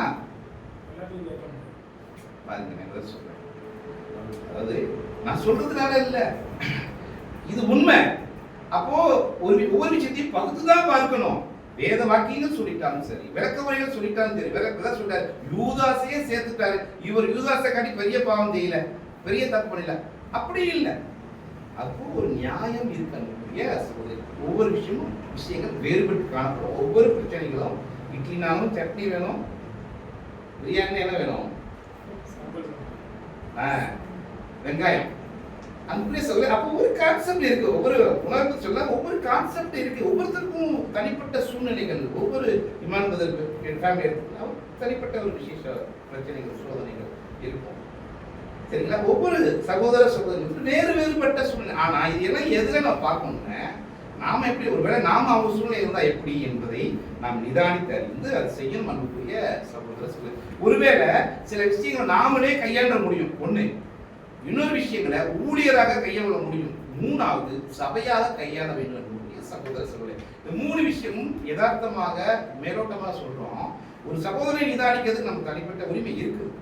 ஆனால் அதை பகுத்து பார்க்கும்பொழுது வேத வாக்கியங்கள் மற்றும் இதோடைய எழுத்துக்கள் குணநலத்தின வளர்ச்சியில பார்க்கணும். ரெண்டாவது ஊழியர்களாக பார்க்க வேண்டிய விஷயம் இருக்கு. மூணாவது சபையாக பார்த்து சில விஷயங்களை நாம் தவிர்க்கலாம் அல்லது அதை குறித்து சிந்திக்கலாம். அன்புக்குரிய சிலர், அப்போ நமது கர்த்தர் யூதாசை என்ன பண்ண வைக்கலாம், தள்ளி வைக்கவில்லை என்று இந்த விஷயம். அதாவது நம்ம என்ன பாடம் கற்றுக்கிறோம் அப்படின்னா, யாருடைய மனநிலைமையை குறித்து நம்ம என்ன பண்ணக்கூடாதுன்னா, இறுதி நிலைமையில இந்த ஈடுபடி புனித அப்பம் பிற்கிறத பற்றி பேசிட்டு இருக்கோம். சகோதரர், சபை கூடுதலை கலந்து பேசல, அப்பம் பிற்கிற விஷயத்துல நாம யாரும் என்ன பண்ணக்கூடாதுன்னா, ஏன் அப்படின்னா அது அவங்களுக்கும் தேவனுக்கு உரிய காரியமாய் காணும். அடுத்தது பாடத்தை நம்ம கடந்து செல்லலாம். தொடர்ச்சியா பார்க்கும் பொழுது சகோதரர் அருமையாக சொல்லுகிற விஷயத்தை நம்ம தொடர்ச்சியா பார்க்கும் பொழுது வாசிக்கலாம். யோவான் 13:1. யோவான் 13ஆம் அதிகாரம் வசனம் 1. பஸ்கா பண்டிகைக்கு முன்னே இயேசு இவ்வுலகத்தை விட்டு பிதாவினிடத்திற்கு போகும்படியான தம்முடைய வேலை வந்ததென்று அறிந்து தாம் இவ்வுலகத்தில் இருக்கிற தம்முடையவர்களிடத்தில் அன்பு வைத்தபடியே முடிவு பரியந்தமும் அவர்களிடத்தில் அன்பு வைத்தார். ஆண்டவர் இயேசு கிறிஸ்து முடிவு பரியந்தம் என்று சொல்லும் பொழுது சீசர்கள் தன்னை விட்டு ஆண்டவர் இயேசு கிறிஸ்துவை விட்டு சிதறி ஓடி போகும் வரைக்கும் என்ன பண்ணாம அன்பு வைத்தார். நாம் கூட இதுல இருந்து என்ன படிப்பினீங்க அப்படின்னா, ஒரு எக்லிஷியாக கூடி வந்திருக்கிற வேலையில ஒருவேளை நாம் ஐக்கியத்துல சில சகோதரர் பலகீனமாகவோ, சத்தியத்துக்கு குறைபட்டவர்களாகவோ, குணலட்சங்களை குறைபட்டவர்களாகவோ, அல்லது கேள்வி ஞானத்தினாலேயோ அல்லது சத்திய வார்த்தைகளை பகிர்ந்து கொடுக்க விஷயத்திலே குறைபட்டிருந்தா, எக்ஸாம்பிள் அவங்க நம்ம எப்படி பார்க்கணும் அப்படின்னா, கர்த்தர் இயேசு கிறிஸ்துவுக்கு நம்ம அன்பு கூறணும். அது மாத்திரமல்ல, முடிவு பரியந்தம் நம்ம அன்பை விட்டுவிடாமல் அதை பேணி பாதுகாக்க வேண்டும். தொடர்ச்சியா பார்க்கும்போது இதெல்லாம் என்னைக்குதான் நடந்துச்சு அப்படின்னா, அடுத்த ரீபன்ல 57:1-9. அப்போ அதுல சொல்றாரு, இது எப்பன்னா 14ஆம் தேதியில் தான் பஸ்கா ஆட்டுக்குட்டியானது அடிக்கப்பட வேண்டும் மற்றும் புசிக்கப்பட வேண்டும். அதே இந்த அநேகமாக இந்த ஒரே நோக்கத்திற்கான தெய்வீக ஏற்பாட்டின் காரணமாகவே எபிரேய கால கணக்கிலானது கடைசி ராபோஜனத்துடைய புசித்தலானது. பாடத்தின் தலைப்பு கடைசி ராபோஜனம், நினைவு ராபோஜனம், கடைசி ராபோஜனம். இப்ப இந்த புசித்தலானது கர்த்தர் சிலுவையில் அறையப்பட்டதான அதே நாளில் நிகழ்வதற்காக அனுமதித்ததா இருக்கு. இது யாருடைய ஏற்பாடு அப்படின்னா, இது நீங்கள் நானும் ஆண்டவர் இயேசு கிறிஸ்து திட்டமிடல, பிதாவாகிய தேவன் திட்டமிட்டு இருக்காரு. நீசான் 14ஆம் தேதி ஆரம்ப சாயங்காலத்துல அந்த நியாயப்பிரமாணத்தை பஸ்காவை புசிக்க வேண்டும் என்பதும், அதுல எஞ்சிய அப்பங்களை வைத்து நினைவு கூறுதல், புதிய உடன்படிக்கை மற்றும் நினைவு கூறுதலையும் புதிய உடன்படிக்கையும் ஆண்டவரே செய்துவிட்ட பிற்பாடு அவர் கடந்து செல்லப்பட்டு இந்த பாடுகளுக்குள்ளாக அடுத்த நாள் சாயங்காலத்துக்கு முன்பதாக 14ஆம் தேதிக்குள்ளாக அவர் அடிக்கப்பட வேண்டும் என்பதும் பிதாவாகிய தேவன் திட்டமிட்ட அந்த காரியம் அங்கு நிறைவேறதாக சகோதரிங்க பதிவிடுகிறார். நம்முடைய இப்போ நம்ம அருமையாக அந்த நிகழ்வுடைய மேல் அறை மற்றும் அது முடிய போற விஷயத்தை அருமையாக தெளிவாக சகோதரிப்பாங்க. அப்படின்னா மேல்விட்ட அறையில் நாம் இருக்கிறோம். சாயங்காலமான போது என்று பார்த்துட்டோம். இந்த சாயங்காலமான போது மேல்விட்டைக்கு வரைக்கும் வந்தாங்க. அந்த மேல் வீட்டு அறைய யூதாஸுக்கு தெரியாத வண்ணமாக அநேக விதமான பாடங்களை கற்றுக்கொள்ள வேண்டும் என்பதற்காக அது மறைமுகமாக அங்க சொல்லப்பட்டுச்சு. அப்போ மறைமுகமா சொல்லப்பட்டனால யூதாஸ் தவிர்க்கப்படல, அங்கே ஏற்றுக்கொள்ளப்பட்டார், அவர் மத்தியில் காணப்பட்டார். அங்கே ஆண்டவர் இயேசு கிறிஸ்து முடிவு வரையும் அன்பு கூர்ந்தவராய் காணப்பட்டார். அதிலிருந்து நமக்கான பாடத்தை இந்த விதத்தை கற்றுக்கணும். இப்போ மேல் வீட்டு அறையில நடந்துட்ட சம்பவங்கள்ல சில விஷயத்த படிப்பனை நம்ம பார்க்கலாம். நமக்கு தெரியும் மேல் வீட்டு அறையில மிக முக்கியமாக அந்த மேல் வீட்டு அறைக்குள்ள உள்ள பிரவேசித்த போது என்ன பண்ணாங்க புரிய சொல்லும் தெரியும். நிறைய இடங்கள் நம்ம பார்க்கலாம். அதாவது சில இடங்கள்ல பார்த்தீங்க அப்படின்னா சில புக்கிங் பண்றதுக்கோ அல்லது ஒரு பொருள் வாங்குவதற்கோ சில அங்காடிகள் அதாவது கடைகள் அல்லது சில பிள்ளைகளை ஸ்கூல்ல சேர்க்கறதுக்காக அந்த இடம் பிடிக்கிற விஷயத்த பார்த்தீங்கன்னா முதல்ல அந்த கேட் க்ளோஸ் பண்ணியிருப்பாங்க. அப்போ எல்லாரும் கும்பலா இருப்பாங்க, திறந்து எப்படி இருப்பாங்க வேகமா நான் முன்னாடி ஓடி போய் அந்த இடத்தை பிடிப்பதற்காக. இப்படிதான் இந்த சம்பவம் மேல் வீட்டு அறையானது என்ன அப்படின்னா இப்படித்தான் ஒரு சூழ்நிலையாக காணப்படும். அப்படின்னா ஒரு சீசன் என்ன பிளான் பண்ணிட்டாங்க, எப்படியும் மேல் வீட்டு அறையா போக போறாங்க. நமக்கு தெரியும் உதாரணத்துக்கு நம்மளுடைய இருக்கைகள் நம்ம வழக்கமாக அமர இடத்துல உட்காரக்கூடிய வழக்கம் இருக்கு இல்லையா, அது போலதான் இவங்க முன்னாடியே சீசன் பிளான் பண்ணிட்டாங்க. எப்படியும் மேல் வீட்டு அறைக்கு அங்கே போகும்பொழுது நம்ம உட்காரும்போது பக்கத்தில் உட்காரணுன்ற எண்ணத்தின் அடிப்படையில் அவங்க என்ன பண்ணிட்டாங்க அப்படின்னா வேகமாக இடத்தை பிடிச்சி உட்கார்றதுக்காக வேகமாக உள்ள போனதுனால அவங்க என்ன பண்ணாம போயிட்டாங்கன்னா கால்களை கழுவாம போயிட்டாங்க. தெரியும் அநேக வார்த்தைகள் அநேக விஷயங்கள் இருக்கு. இந்த விளக்கங்கள் யாவும் நம்ம அறிஞ்சிக்கிறதுனால நேரடியாக நம்ம பாடத்துக்கு அப்ப மேல் வீட்டாரில் மிக முக்கியமாக நடந்துட்ட விஷயம் பாதம் கழுவுதல். வாசிக்கலாம் யோவான் 13ஆம் அதிகாரம் 4-5 வசனம். யோவான் 13ஆம் அதிகாரம் வசனம் 4 முதல்.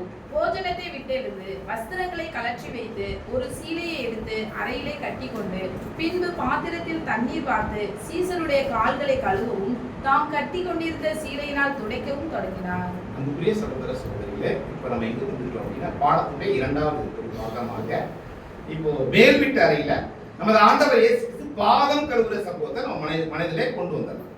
அப்போ யோவான் சுவிசேஷத்துல மட்டும்தான் இந்த பதிவுகள் இருக்கு.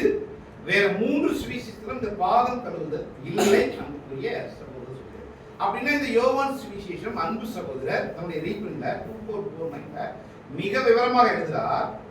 இந்த யோவான் சுவிசேஷம் கடைசியாக எழுதப்பட்டதாகவும் மத்தேயு மார்க்கு லூக்கா இந்த 3 சுவிசேஷங்களிலும் விடப்பட்ட காரியங்கள் இந்த யோவான் சுவிசேஷத்துல அங்க பதிவு செய்யப்பட்டதாகவும் விசேஷமாகவும் அது காணப்படுகிறது.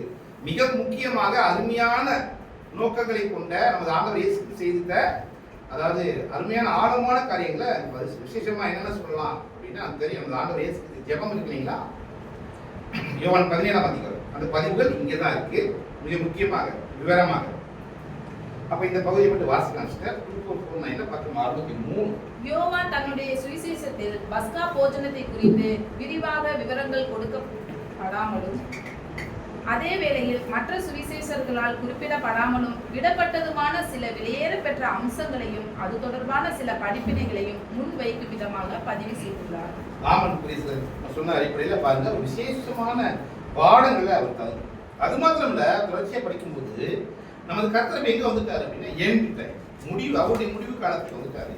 அப்படின்னா அவர் ஒரு விசேஷமான நம்முடைய சீசன் மத்தியில ஊழியம் செய்த விரும்பிட்டார். கடைசி வேலையா பூமிக்குரிய ஊழியமும் வேலையும் நிறைவேறும் தர்மம் வந்துவிட்டது என அவர் அறிஞ்சிட்டு அப்ப ஏற்கனவே அறிந்த அந்த கடைசி மணி நேரங்களை தம்முடைய சீசருடன் அநேக அதாவது தெரிந்து கொள்ளப்பட்ட நண்பர்களுடன் செலவழித்து சில நல்ல பாடங்களை அவர் மனதில் ஆழமாக பதிய வைக்க விசேஷமான ஆர்வம் கொண்டு அந்த ஆண்டவர் இயேசு கிறிஸ்து அந்த பூமிக்குரிய மனிதர்களே சில நேரம் என்ன பண்றாங்கன்னா தன்னுடைய வாழ்க்கை நிறைவேற போகுது தெரிஞ்சு என்ன பண்றாங்க அப்படின்னா தன்னுடைய உயிர்கள் அல்லது ஒரு சொத்து பத்தி இருந்துச்சு அப்படின்னா யார் யாருக்கு என்னென்ன கொடுக்கணும் அப்படின்னு சில விஷயத்தை செஞ்சுட்டு கொஞ்சமா இருக்கிற விஷயங்களை தன்னிட வச்சுட்டு தன்னுடைய இறுதி காலத்தை அவன் நிறைவு செய்வதாக பார்க்கணும்.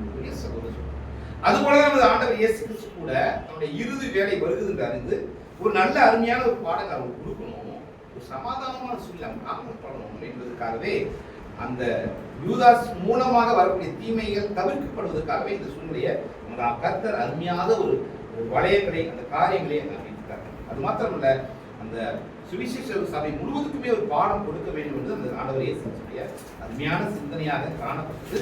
அந்த அடிப்படையில் தான் அவர் அந்த காரியங்களை என்ன பண்ணிட்டார் அப்படின்னா இந்த செய்தித்த காரியங்கள் இந்த அருமையாக காணப்படுகிறது நம்மளுடைய சகோதர. அந்த அடிப்படையில் தான் ஆண்டவர் இயேசு கிறிஸ்து அவர் மேல அன்பு வச்சாரு. தொடர்ச்சியாக இந்த பாடங்களை அவங்க மத்தியில அவங்க கொடுத்தவராக காணப்படுகிறார்.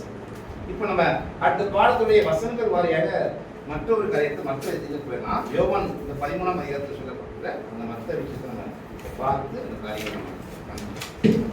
இப்போ யோவான் 13ஆம் அதிகாரத்தில் இருக்கிற விஷயங்கள்ல நடக்கிற முதல் விஷயம் என்ன, முதலாவது ஒரு காட்சி என்ன பார்த்தோம்னா, அவங்க ஆண்டவர் இயேசு கிறிஸ்து என்ன பண்றாரு அப்படின்னா அவருடைய பாதங்களை கழுவ ஆரம்பிக்கிறார். அப்ப நம்ம ஆண்டவர் இயேசு கிறிஸ்து இதுவரைக்கும் என்ன பண்றாரு அப்படின்னா வசனங்களை பகுதியில் பார்க்கும் பொழுது அவங்க போஜனத்திற்காக போஜன பதார்த்தங்கள் வைக்க ஆரம்பிக்கிறாங்க. போஜன பதார்த்தங்கள் அதாவது நியாயபரமான பசுக்களை புசிக்கிறதுக்காக பாகம் பண்ணப்பட்ட எல்லாம் வச்சுட்டு அந்த புசிக்க போற நேரம் வரைக்கும் அந்த ஆண்டவர் பொறுமை என்ன பண்ணாங்க, காத்திருக்கிறாங்க. காத்திருந்து அது வரைக்கும் யாராவது என்ன பண்றாங்களா, ஒருவரோட ஒரு கால்களை கழுவுறாங்களா என்று ஆண்டவர் இயேசு காத்து கொண்டிருக்கிறார். யாரும் எதையும் செய்யல, பார்த்துட்டாரு. யாரும் எதை செய்ய மாட்டாங்க புரிஞ்சுக்கிட்டாரு. இப்ப உடனே எழுந்து இவர் என்ன பண்றாரு, போஜனம் புசிக்கல போஜனம் வைக்கப்பட்டிருக்கு. உடனே எழுந்து என்ன பண்ணாரு அப்படின்னா அவருடைய பாதங்களை அவர் என்ன பண்ணாரு அப்படின்னா கழுவ ஆரம்பிக்கிறார். அங்குரிய இப்படி கழுவ ஆரம்பிக்கும் பொழுது யோவான் 13:4-5 கால்களை கழுவவும் துடைக்கவும் அவர் தொடங்கினார். நல்லா பாருங்க அன்புக்குரிய சகோதர சகோதரிகளே, நம்ம ஐக்கியத்துல ஒரு மூத்த வயதான சகோதரர் என்று சொல்லும்போது நீங்க யார சொல்லுவீங்க? யாராவது ஒருத்தர் கையை காட்டுங்க பார்ப்போம். வயதான சகோதரர் இங்க ஐயா நல்லா யோசிச்சு பாருங்க.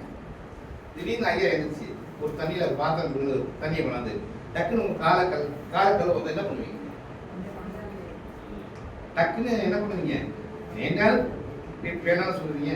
டக்குன்னு அந்த இடத்துல ஒதுங்கி ஓடிடுவோம். கழுவுறாரு டக்குன்னு அந்த தேய்ச்சி போயிடுவோம். அவர் கழுவு வரும்போது ஓடிடுவோம். ஐயா வேணாம்னு சொல்லுவோம். கரெக்டுங்களா? அன்புக்குரிய சகோதர சகோதரிகளே, நமது ஆண்டவர் இயேசு கிறிஸ்து சீசருடைய பாதங்களை கழுவ ஆரம்பித்த பொழுது சீசர் ஏதாவது சொன்னாங்களா? பாருங்க, எது வரைக்கும் ஒண்ணு சொல்லல அப்படின்னா கேள்வி கேட்டு பார்க்கும் பொழுது எது வரைக்கும் பாருங்க, கால்களை கழுவும் பொழுது எது வரைக்கும் கேள்வி நமது ஆண்டவர் அப்போஸ்தலர் பேதுருவின் கால்களை முதலாவது கழுவினாரா என்று கேள்வி கேட்கும்போது யாருடைய காலம் முதலாவது கழுவினார்? யார் முக்கியமானவங்க? யாருடைய காலம் ஆண்டவர் கழுவிருப்பாரு? யாரு? யாருடைய இல்லை சொல்லுவாங்க. யாரு ஆண்டவருக்கு அந்த அந்த 12 பேர் யாருக்கு ஆண்டவர் ரொம்ப பிரியமானவர்? யோபு. தப்பு சொல்லல, சொல்லலாம். ஏன் நீங்க சொல்றது என்ன சொல்ல வந்தீங்க அப்படின்னா ஒரு தவறான மனிதனுக்கான அவன் மேல அதிக அனுபவிக்கணுன்ற அடிப்படையில் நீங்க சொல்றீங்க. நியாயமான கருத்து இல்லைன்னு இப்ப நமக்கு தெரியும் சகோதரி யோவான் அவர் ரொம்ப சிறு வயசா காணப்பட்டாரு. அவர் மாறுபடியே சாங்கிட்டே இருந்தாரு.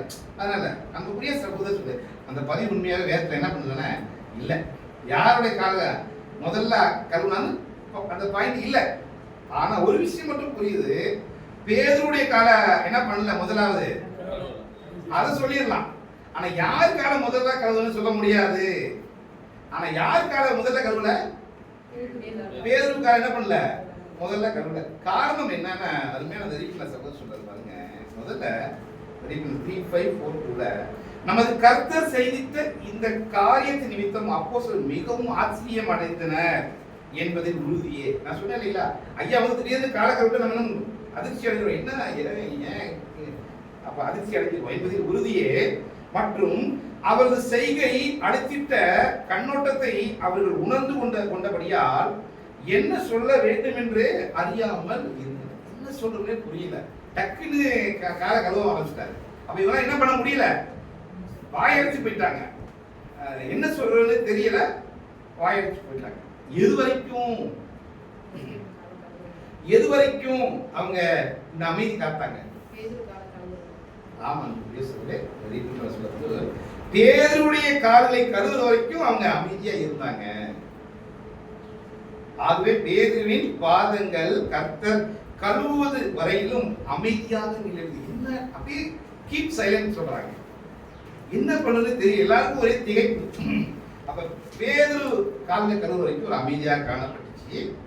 அப்ப பேதுரு வினோதமான குணத்தின் கலவையை பெற்றிருந்தவராக காணப்பட்டார். அதெல்லாம் வினோதமான கலவையான குணத்தினர். அதெல்லாம் வினோதமாக அன்புக்குரிய சகோதர சகோதரிகளே, உங்கள் மத்தியில் இருக்காங்க தெரியல. சில இடங்கள்ல வித்தியாசமா இருப்பாங்க. அவங்க எப்படிதான் இருப்பாங்க, நான் சொல்ற கேள்வியிலே பதில் சொல்ல பார்ப்போம். அவங்க எப்படிதான் இருப்பாங்க? அப்படிதான் இருப்பாங்க. அவங்க எப்படிதான் இருப்பாங்க? ஏன் இது சொல்ற அப்படி இருக்கு தப்பா இல்ல? அன்புக்குரிய சகோதர சகோதரிகளே, இந்த வித்தியாசம் அந்த அப்படிப்பட்ட ஒரு ஆள் தான் யாரு? அப்போ அதிகமாக சீசர்கள்ல ஆண்டவருடைய காரியத்துல முன்னிட்டு அதிகமா பேசுனது யாரு? அவருக்கு ஒரு பேர் தான் வச்சிருக்காங்க. வேற என்ன வச்சிருக்காங்க? நீங்க நல்ல பேர் சொல்றீங்க. அடையாளம் இது சொல்றாங்க. பட்ட பேர் என்னன்னா முந்திரி கட்டை அப்படின்னா முந்திரியில இந்த கொட்டை இப்படி முந்திதான் இருக்கும். அதான் முந்தி கொட்டை தான் அந்த பழம் வரும். முந்தி அப்ப இவர் யாவுன்னு என்ன பண்ணிடுவாரு? முந்திடுவாரு. எதுக்கு? நல்லதுக்கும் முந்திடுவாரு, கெட்டதுக்கும் முந்திடுவாரு. அப்போ நம்ம ஆண்டவர் இயேசு கிறிஸ்து அதான் உடனே சொல்றாரு, என்ன ஆண்டவர் எப்படி அப்படின்ட்டு என்ன சொல்றாங்க? பேதுரு வந்து ஆண்டவரோட வயசு கூட உள்ளவர் தான் என்பது பதிவாக காணப்படுது. உடனே ஆண்டவர் என்ன ஆண்டவரே அப்படின்னு. அப்போ அன்புக்குரிய சகோதர சகோதரிகளை இந்த வசனத்தை வாசிக்கலாம். யோவான் 13:6. யோவான் 13ஆம் அதிகாரம் வசனம் 6. அவர் சீமோன் பேதுருவினிடத்தில் வந்தபோது அவன் அவரை நோக்கி, ஆண்டவரே, நீர் என் கால்களை கழுவலாமா என்றார். அப்படி ஒரு பேச்சு நியாயமானதா இருக்குது. நியாயமானதுதான். ஆண்டவர் நீ வேற யாருமே என்ன பண்ணல, யாருமே ஆண்டவரை பத்தி பேசவே இல்லை. ஒண்ணுமே கப்சிப்பு ஒன்றும் புரியல. இவர் மட்டும் தான் சொல்றாரு, ஆண்டவரே நீர் என் கால்களை கழுவலாமா என்று கேட்கக்கூடிய காரியம் அங்க காணப்படுகிறது. அப்போ சகோதரர் இந்த விஷயம் பாருங்க. இந்த கலவையில் பகுதி குணலட்சணங்கள் மிகவும் நல்லவைகளாக காணப்பட்டன. ஆண்டவர் இவருக்கு எந்த அடிப்பில் கேட்டாரு? தப்பா அது கேட்டது அப்படின்னா தப்பு இல்லை. வரிகளை பாருங்க, படிங்க. இந்த கலவையில் பகுதி குணலட்சணங்கள் மிகவும் நல்லவைகளாக காணப்பட்டன. ஆண்டவரே, நீர் என் கால்களை கழுவலாமா என்று கூறி கர்த்தர் தனது பாதங்களை கழுவுவதற்கு பேதுரு மறுப்பு தெரிவித்தார். அதாவது, ஆண்டவரே, மிகவும் பெரியவரான நீர் ஏழை மீனவனாகி எனக்கு பணிவிடை புரிவது சரியல்ல என்ற விதத்தில் பேதுரு கூறினார். இந்த வார்த்தை நியாயமானதா தவறானதா? நியாயமானதுதான். நாமளா இருந்தாலும் அப்படிதாங்க செஞ்சிருப்போம். அன்புக்குரிய சகோதரர்களே, நீங்க யாரு? பெரியவரா? உண்மையாவே நீ பெரியவரு, எனக்கு தெரியும். மத்திய 16:14 நாமத்தில் ஜீவனுள்ள தேவனுடைய குமாரனை கிறிஸ்து நீதான் சொன்னேனே, மீனவனாகி என் காலை நீ கழுவலாமா? நியாயமா இல்லையா கேட்டது? நியாயம்தான் அன்புக்குரிய சகோதர சகோதரிகளே. ஆனா நமது ஆண்டவர் இயேசுக்கு செய்யற நோக்கத்திலிருந்து பார்க்கும் பொழுது நீங்க அநேகர் சகோதரர் சொல்றாங்க இந்த பாடத்துல, நீங்க அநேகர் நாம இப்படிதான் காணப்படுறோம்.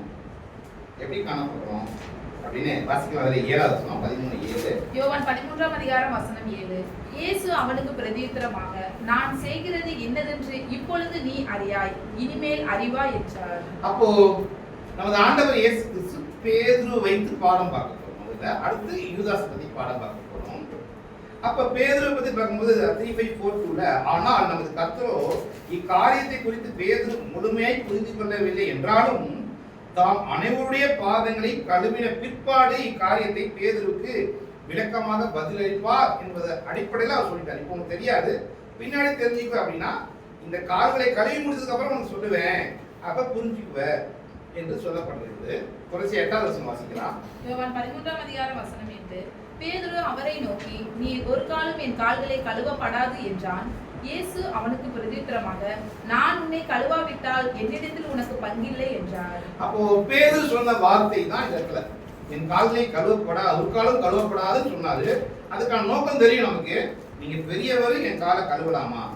ஒருவேளை சகோதரர் இதை குறிச்சு இந்த சுவிசேஷத்துல பாடம் என்னங்க பேதுரு அப்படின்னா, அருமையா பேதுருடைய இந்த 2வது வார்த்தை, என் கால்களை கழுவப்படாது என்று சொன்ன அந்த வார்த்தை, அதுல இருந்து நமக்கான பாடம் என்ன? இந்த 2வது வார்த்தையிலிருந்து முன்பு போன்று முதல் போன்று பாராட்டத்தக்கதா இது இருக்கிறது. இந்த விஷயம் என்ன? அவர் சொல்றாரு, உன் பாதத்தை நான் கழுவணும்னா எனக்கு உன்கிட்ட பங்கும் இல்லை, பாத்திரமும் இல்லை, எந்த பங்கும் இல்லைன்னு சொல்லும் பொழுது, அப்ப நம்ம ஆண்டவர் இயேசு சொல்லக்கூடிய விஷயத்துல பார்க்கும்போது எதுக்காக அதில் சொல்லும் பொழுது முன்னாடி சொன்ன வார்த்தைக்கு பின்னாடி சொன்ன வார்த்தைக்கு வித்தியாசம் இருக்கு என்று அந்த ஆண்டவர் இயேசு கிறிஸ்துடைய வார்த்தையிலிருந்து பார்க்கணும். ஒரு காலம் காலையை கழுவப்படாதுன்ற விஷயத்துல இன்னைக்கு அநேகர் நமக்கான படிப்படை என்ன? சொல்லி தான் ஒரு சீசன் மற்றும் அங்க எழுத்தப்பா இருக்கு கர்த்தர் போதகர் என்பதை தான் ஒரு சீசன் கர்த்தர் அவர் போதகர் என்பதை அதாவது தான் கீழ்ப்படிய வேண்டுமே ஒழிய ஆணையிடக்கூடாது என்பதை உணர்ந்து கொள்வதற்கு பேதுருவுக்கு கடினமாக இருந்தது. அப்படின்னா என்ன ஒரு விளக்கம் கொடுக்குறாங்க, அது தன்மையின் மூலமாக ஆண்டவர் சொல்லிட்டாரு, கண்டிப்பா நியாயமா இருக்கும். அப்படின்னா இன்னைக்கு அநேகர்களுக்கு என்னன்னா தேவனுடைய வார்த்தைகளை கற்றுக்கொள்ளும் பொழுது அதை ஏற்றுக்கொள்வதில் சில நேரங்களில் நடைமுறைப்படுத்துவதில் அதுல அவங்களுக்கு சில கடினம் காணப்படுகிறது. ஏன் அப்படின்னா தெரியும், அதுக்கான பயிற்சி, அதுக்கான அந்த விஷயத்துடைய நோக்கம் தெரியாதனால அவங்களால இயலவில்லை என்று நாம் பார்க்கிறோம். அப்ப அந்த சக சொல்லும் பொழுது, ஆனால் நான் உன் காலை கழுவாவிட்டால் இடத்தில் உனக்கு பங்கு இல்லை என்று கர்த்தருடைய பதிலானது பேதுருடைய உணர்ச்சி வசப்படும் சுபாவத்தின் சிறந்த பாகத்தை உடனடியாக வெளிக்கொண்டு வந்தது. அப்ப உடனே உனக்கு பங்கு இல்லைன்னு சொன்ன உடனே என்ன பண்ணிட்டார் பேதுரு? முன்னாடி என்ன சொல்றாரு? கழுவ கூடாதுன்னு. அதான் கலவைன்னு சொல்றது. எந்த கலவை அப்படின்னா ஒரு விஷயத்தை சாகடிப்பாங்க, ஆனா இது தப்புன்னு தெரிஞ்சுட்டா என்ன பண்ணிடுவாங்க? சொல்லுவாங்க உடனே காலை விழுந்துருவாங்க. அப்போ ஒரு விஷயம் சரின்னு தெரிஞ்சா கரெக்டா நிற்பாங்க, ஸ்ட்ராங்கா நிற்பாங்க. ஆனா நீங்க தப்பு முதல் படிக்கிறது பாருங்க, தப்புன்னு தெரிஞ்ச உடனே என்ன பண்ணுவாங்க? உடனே என்ன பண்ணுவாங்க? டக்குன்னு தன்னுடைய மனநிலைமையை மாற்றிக் கொள்வாங்க. இதுதான் இந்த மாதிரி குணம் வேறு யார்த்தையும் காணப்படல, பேதுருட்ட காணப்படுது. உடனே அதான் அந்த விஷயம் சொல்லும் பொழுது, ஆனா நான் உன் காலை கழுவாவிட்டால் எடுத்து உனக்கு பங்கு இல்லை என்று கர்த்தருடைய பதிலானது பேதுருடைய உணர்ச்சி வசப்படும் சுபாவத்தின் சிறந்த பாகத்தை உடனடியாக அப்படின்னா என்ன அர்த்தம்? பேதுரு எப்படி இருந்திருக்காரு பார்க்கும்போது ஒரு ரஃப்பான டைப்பா இருந்திருக்காரு. எப்படி இருக்காரு? Rough type. பார்த்தாலே அவர் பேச முடியாது, பார்க்க தான் கரெக்டா பேசுவார். அவர்கிட்ட போய் இதை போய் எப்படி சொல்றது? ஆனா அவருக்குள்ள என்ன சொல்றது? என்ன இருந்துச்சா? உலகத்தை சொல்றாங்க, கல்லுக்குள்ள என்ன இருக்குமா? கல்லுக்குள்ளையும் ஈரம். அன்புக்குரிய பேதுரு ரஃப்பான மனிதன் கூட இருந்துட்டாரு, ஆண்டவர் கூட ரஃபா தான் கையாண்டிட்டாரு. நீங்க எல்லாம் என் கால கழுவலாம் ஐயா அப்படின்ட்டாரு. ஆனா உடனே சொல்லிட்டாரு கழுவுல பங்குன்னு. உடனே என்ன பண்றாரு? ஐயா தயவு செய்து என்ன பண்ணுங்க, உட்கார்ந்தாரு. தண்ணி என்ன பண்ணுங்க, கால் வரைக்கும் போயிடும். உட்கார்ந்துட்டார். எப்படி நிக்கிற மனுஷன் உடனே கேட்ட உடனே ஐயா உட்கார்ந்துட்டார், தயவுசெய்து தலையில ஊத்துனார். அன்புக்குரிய சகோதர சகோதரி, இதுதான் பேதுருடைய கேரக்டர், குணம். ட்ரூத் இப்படிதாங்க அவன் பேசக்கூடியவரு. ஐயோ நீ தப்பா பேசிட்டியானா உடனே எப்படி ஆயிடுவாங்க? அழுதுருவாங்க, கிறங்கிடுவாங்க, மாற்றிக்கொள்வாங்க. அப்ப இந்த வார்த்தை ரொம்ப அருமையாக காணப்படுவதற்குரிய சகோதர சகோதரி, நான் கழுவப்படுகின்றதான காரியமானது. பாருங்க, புரிஞ்சுக்கிட்டாரு. அவனுக்கு பங்கு இல்லை, கழுவுறது என்னன்னு தெரியாதுமா அவனுக்கு. என்ற கழுவுதான் பங்குன்னு சொன்னோடனே இந்த வசனத்துக்கு வாசிச்சிட்டாரு. நான் கழுவப்படுகின்றதான காரியமானது ஆண்டவருக்கு அருகாமையில் காணப்படும் விஷயத்திற்கும் ஆண்டவருடனான தனது உறவினர் தான் கழுவப்படுகின்றதான காரியமானது தான் விஷயத்திற்கும் தொடர்புடையதா இருக்குமாயின் அப்படியானால் அது தனக்கு வேண்டும் என்று பேதுரு எண்ணினார். அன்புக்குரிய சகோதர சகோதரிகளே, இன்னைக்கு நாம ஏன் கால் கழுவுறதில்லை? அதுக்கும் இதுக்கும் சம்பந்தம் இருக்கு. இதுல என்ன இருக்கு அப்படின்னா, ஆண்டு சொல்லிட்டாரு காலை கழுவுன அருமையா சொல்றாரு பாருங்க. காலை கழுவுனா ஆண்டவருக்கு அருகாமையில் காணப்படும் விஷயத்திற்கும் ஆண்டவருடான உறவிற்கும் தான் கழுவப்படுவதான காரியமானது தான் விஷயத்திற்கும் தொடர்புடையதா இருக்கின்ற அப்படின்னால் அப்படியானால் இது தனக்கு வேண்டும் என்று பேதுரு விரும்பிட்டார். அப்ப கழுவுங்கட்டார். அப்படின்னா இன்னைக்கு நம்ம காலை தண்ணி ஊற்றி பாதம் கழுவுனாதான் அந்த ஊழியத்துக்கான அடையாளம் இல்லை. அன்புக்குரிய சொல்லாது சொல்லத்தமான செய்கிறது இல்லை. என்னுடைய பாடத்திலே உங்களுக்கு படிச்சு பார்க்க தெரியும். இது ஏன் நம்ம செய்யல அப்படின்னா, இது சொல்லத்தமாக செய்கிறது இல்லை, ஆவிக்குரிய ரீதியாக செய்கிற ஊழியத்தை நமக்கு அடையாளப்படுத்துகிறது. அன்புக்குரிய சகோதர சகோதரிகளே, அதுல உடனே என்ன பண்றாரு இவரு? உடனே கிறங்கி ஐயா தயவுசெய்து தண்ணி என் தலையில ஊத்துங்க என்று சொல்லிட்டார். அப்ப காரியங்களை கர்த்தருடைய பொறுப்பில் விடுவதற்கு பேதுரு அஞ்சினவராக, ஆண்டவரே என் கால்களை மாத்திரமல்ல. அப்ப உடனே என்ன ஆயிட்டாரு அப்படின்னா, ஐயோ கொஞ்சம் கூட யோசிக்காம, ஐயா சாரி நான் சொன்னதை வாபஸ் வாங்கிக்கிறேன்னு சொல்லல, தயவுசெய்து தண்ணிய ஊத்திரின்னு உட்கார்ந்துட்டாரு. அப்ப சகோதரர், அப்ப உடனே காரியங்கள் கர்த்தருடைய பொறுப்பை விட்டு நீங்க என்னென்ன செய்யுன்னு சொல்லாம உடனே ஆண்டவரே என் கால்களை மாத்திரமே என் கைகளையும் என் தலைகளையும் கூட கழுவ வேண்டும் என்று பேதுரு அங்க முயற்சி பண்ணிட்டாரு. இந்த அன்பு சொல்ற பேதுரு எடுத்து நமக்கான பாடம் ரொம்ப அருமையான காரியம் நமக்கான. ஒருவேளை நாம் கூட முந்திரி கொட்டைய தரமா இருக்கு, தப்பு இல்லை. ஆனா தப்புன்னு செஞ்சிட்டா உடனே என்ன பண்ணிடணும் அப்படின்னா அதுக்கேற்ற மனம் திரும்புதல், தவறை திருத்திக் கொள்ளுதல், வேத வாக்கியத்தின் அடிப்படையில் மற்றும் நமக்கு கொடுக்கப்பட்டிருக்கிற ஆவிக்குரிய விளக்கத்தின் அடிப்படையில் நம்மை திருத்திக் கொள்வதற்கு முதலாவதாக முற்பட வேண்டியதாக காணப்படும் நம்முடைய சகோதரர் சொல்கிறார். இவ்விஷயத்துல பக்கம் 35-45 பக்கம் 614 இவ்விஷயத்தில் நமக்கு ஒரு பாடம் உள்ளது.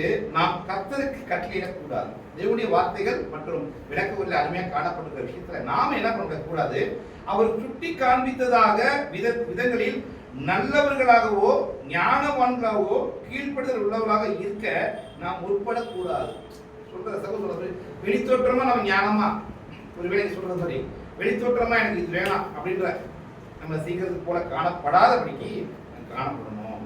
கருவப்படாத வார்த்தையில சொல்றாரு, நம்ம வெளித்தோற்றமா இதை செய்ய மாட்டேன் அதை செய்ய மாட்டேன் அப்படின்ற அல்ல, மாய்மனமாக அல்ல, சிலர் கற்றுக்கொள்வதற்கு இது கடினமான ஒரு பாடமாக இப்படி செய்வது ஒரு விஷயத்தை கேட்டோம்னா உடனே கீழ்படுகிற விஷயங்கள் அங்க இந்த சிலருக்கு கற்றுக்கொள்வது இது கடினமாக இருக்குன்னு சொல்றாரு. இது எப்படி புரிஞ்சுக்கலாம்? நமக்கு தெரியும், ஆண்டவர் இயேசு கிறிஸ்துவோடு கூட இருந்த ஒரு மனிதர், அவர் என்ன சொல்லிட்டாரு, அவர் இல்ல, ஆண்டவர் இயேசு கிறிஸ்து வந்துட்டு போயிட்டாரு.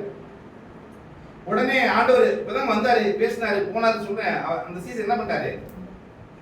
சந்தேகம் நம்பல. என்ன சொன்னார் அவர் வார்த்தை, என் கைகளை அவர் விழாவில் போட்டால் ஒழிய நான் நம்ப மாட்டேன். அன்புக்குரிய சகோதரர்களே, உதாரணத்துக்காக அந்த விஷயத்தை சொல்றோம். அப்போ நமக்கு சில பேருக்கு இந்த சத்திய பாடங்கள், அதாவது தாழ்மைக்கான பாடங்கள் அல்லது தேவனுடைய சித்தத்தை அறியக்கூடிய அதை நடைமுறைப்படுத்துவதில் இருக்கக்கூடிய சாத்திய கூறுகள்ல அங்க நடைமுறை சிக்கல்கள்ல இது அவங்களுக்கு ஒரு கடினமான ஒரு பாடமாக உள்ளது. சிலர் வேத வாக்கியங்களில் எழுதப்பட்டவர்களுக்கு அதிகமாய் தொடர்ந்து செய்ய வேண்டும் என விரும்புகிறவராய் இருக்கிறார். சில பேர் என்ன சொல்றாங்கன்னா, போட்டிருக்கு இப்படி செய்யாம இருக்கு, இப்படி போட்டிருக்கு இப்படி செய்யாம இருக்கு, இப்படி செய்யக்கூடாது இருக்குது இப்படி செய்யறீங்க என்று அதிக நீதிமன்றங்களாக வேத வாக்கியங்களை சுட்டி காண்பிக்கிற விஷயம் இது தப்பா? அன்புக்குரிய சொல்ல பைபிள் அப்படி இருக்கு, ஏங்க இப்படி செய்யறீங்க, கேட்க தப்பா? எது தப்பு அப்படின்னா அதுல நீதியை மட்டும் சில பேர் கையில் எடுத்துக்கிறாங்க. அதுல என்ன கலக்கணும்? ஏன்னா தேவனுடைய குணம் எப்படி இருக்கு அப்படின்னா சக்கரத்துக்குள் சக்கரம் இருக்குமா போல இருக்கு. அப்படின்னா என்ன இருக்கு? தேவனுடைய அந்த குணலட்சணத்துல அன்பு இருக்கு, அன்புக்குள்ள நீதி இருக்கு, நீதிக்குள்ள ஞானம் இருக்கு, ஞானத்துக்குள்ள வல்லமை இருக்கு. இப்படியாக அனைத்து குணலட்சணங்களும் ஒன்றுக்குள்ள ஒன்றாக இருக்கு. ஆனா நிறைய நேரம் நம்ம என்ன பண்ணிடுறோம், நீதியை மட்டும் எடுத்துட்டு இந்த அளவுகளை வச்சு இது பாருங்க, இதுக்குள்ள வரல பாருங்க என்று காமிக்கக்கூடியவர்களாக காணப்படுவோம். அன்புக்குரிய சகோதரர் சொல்லிட்டு இதை அடிப்படையில் தான் நமது ஆண்டவர் இயேசு கிறிஸ்து ஜெபம் பண்ணக்கூடிய ஒரு காரியத்தை சுட்டி காண்பித்தார். ஒரு சரிசெயர் பரிசெயரை போன்ற ஒரு மனிதனும் ஒரு ஆயக்காரரை போல ஒரு மனிதனும் ஜெபம் பண்ணும் பொழுது என்ன சொன்னாங்க, இவர் தன் பாவி என்று வானத்துக்கு தரையேறுக்கு துணியாமல் கீழே குனிஞ்சு ஜெபம் பண்ணினதாகவும், இன்னொருத்தர் என்ன சொல்றாரு, ஆண்டவரே நீ செய்த எல்லா நியாயப்பிரமாணங்களையும் கடைபிடிச்சு வரேன், எல்லா உபவாசமும் பண்றேன், எல்லா தானந்தரும் பண்றேன் அப்படின்னு சொல்லி ஜெபம் பண்றாரு. யாருடைய ஜெபம் கேட்கப்பட்டதாக நம்ம ஆண்டவர் இயேசு கிறிஸ்து சொல்கிறார் அப்படின்னா அப்ப ஆயக்காரர் அப்படின்னா நம்ம வேத வாக்கியங்களை வச்சுக்கிட்டு மற்றவங்களை அளவு போடுறோம். அளவு போடக்கூடாது. வேத வாக்கியம் யாராவது அளவு போடணும் அப்படின்னா நம்ம அளவு போடணும். இன்னும் சொல்ல போனா என்ன அப்படின்னா பொன்னான பிரமாணங்களை மற்றவர்கள் கைக்கொள்ள சொல்றோம், ஆனா கைக்கொள்ள வேண்டியது யாரு? அப்ப பொன்னான பிரமாணம் என்ன சொல்லுங்க சார்.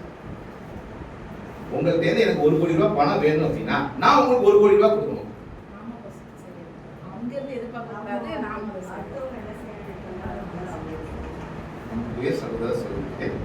பொன்னான பிரமாணத்தின் என்னென்ன ஐயா, உங்களுக்கு இருக்க 1 கோடியை நீங்க வச்சுக்க, என்கிட்ட இருக்க 1 கோடியை நான் வச்சுக்கிறேன், நீங்களும் எனக்கு எது செய்ய வேண்டாம், நானும் உங்களுக்கு எது செய்யல. அன்புக்குரிய சகோதரர், பொன்னான பிரமாணத்தின் நோக்கம் பாருங்க, சபையில நீங்க நிறைய நேரங்கள்ல சில நேரங்கள்ல இந்த பொன்னான பிரமாணத்தை கடைபிடிக்க முடியாதனாலதான் என்ன ஆயிடுது தெரியுங்களா, சபை நிறைய சபைகள்ல பிரச்சனைகளும் கலகங்களும் சூழ்நிலை வர்றதுக்கு காரணம் என்ன தெரியுங்களா, அவங்க தங்களுடைய வேலைகளை செய்ய முடியாமல் எதிர்பார்ப்போடு வாழ்கிறது என்ன ஆயிடுது அப்படின்னா பிரச்சனைகளை அங்க கொண்டு வருது. முதல்ல நாம என்ன பண்ணணும்னா நம்மளை சீர்தூக்கி பார்த்து நம்மளை கட்டணும்.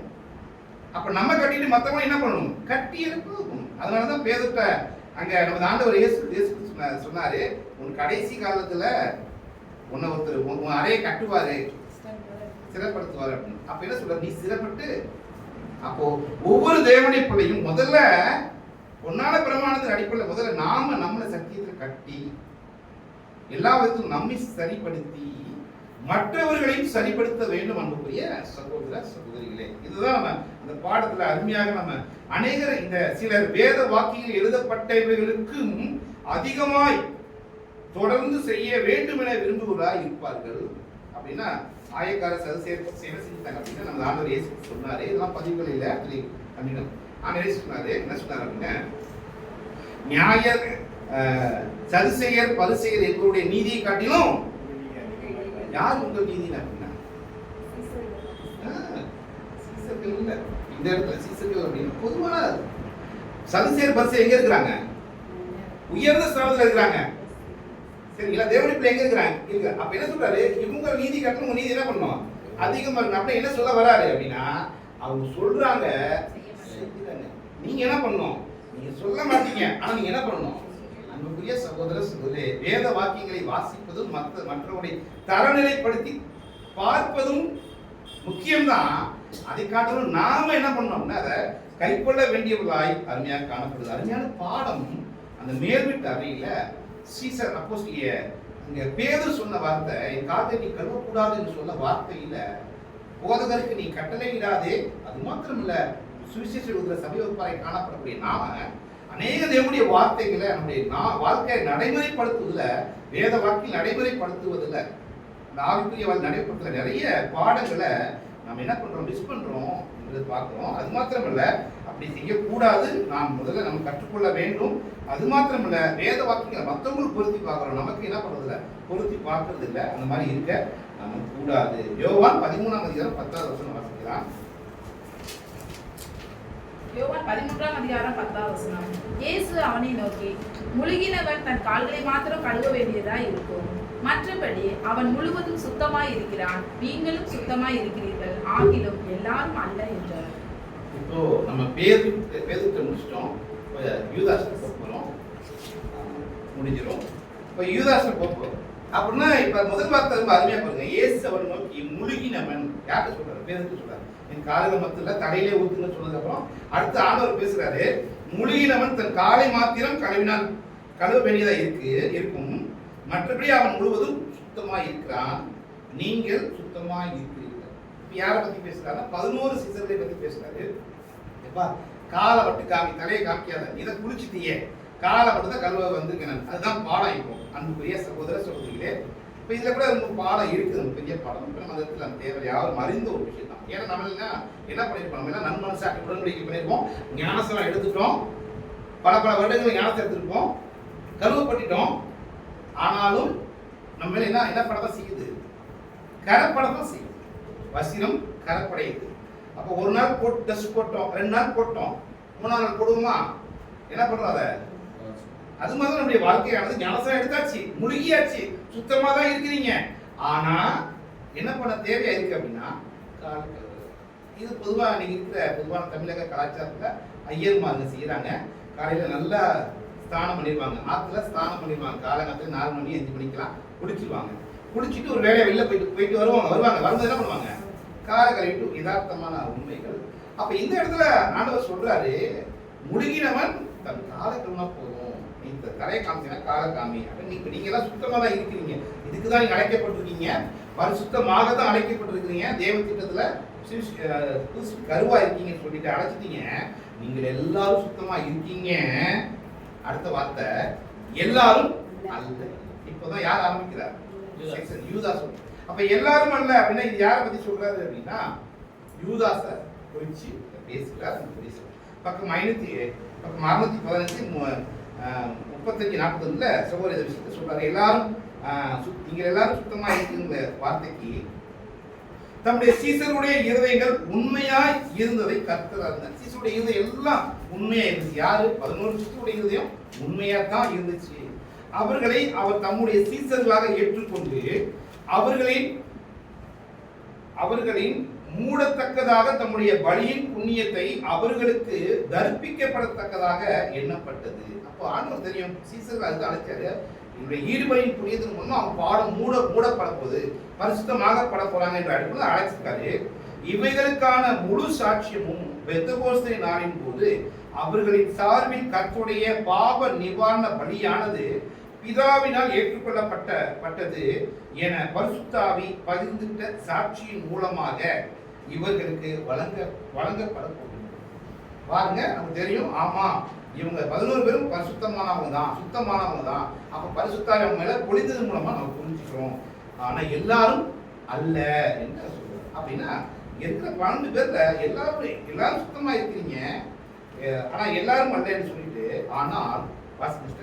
ஆனால் இவர்கள் மத்தியில் ஒருவருடைய இருதயம் சுத்தமாக இருக்கவில்லை. நமது கர்த்தர் யூதாசை விட்டு கடந்து போகவில்லை, மாறாக மற்றவர்களுக்கு செய்வது போல யூதாசின் பாதங்களையும் கழுவினார். யூதாசை பற்றி எனக்கு பேசுவதற்கு விருப்பம் இல்லை.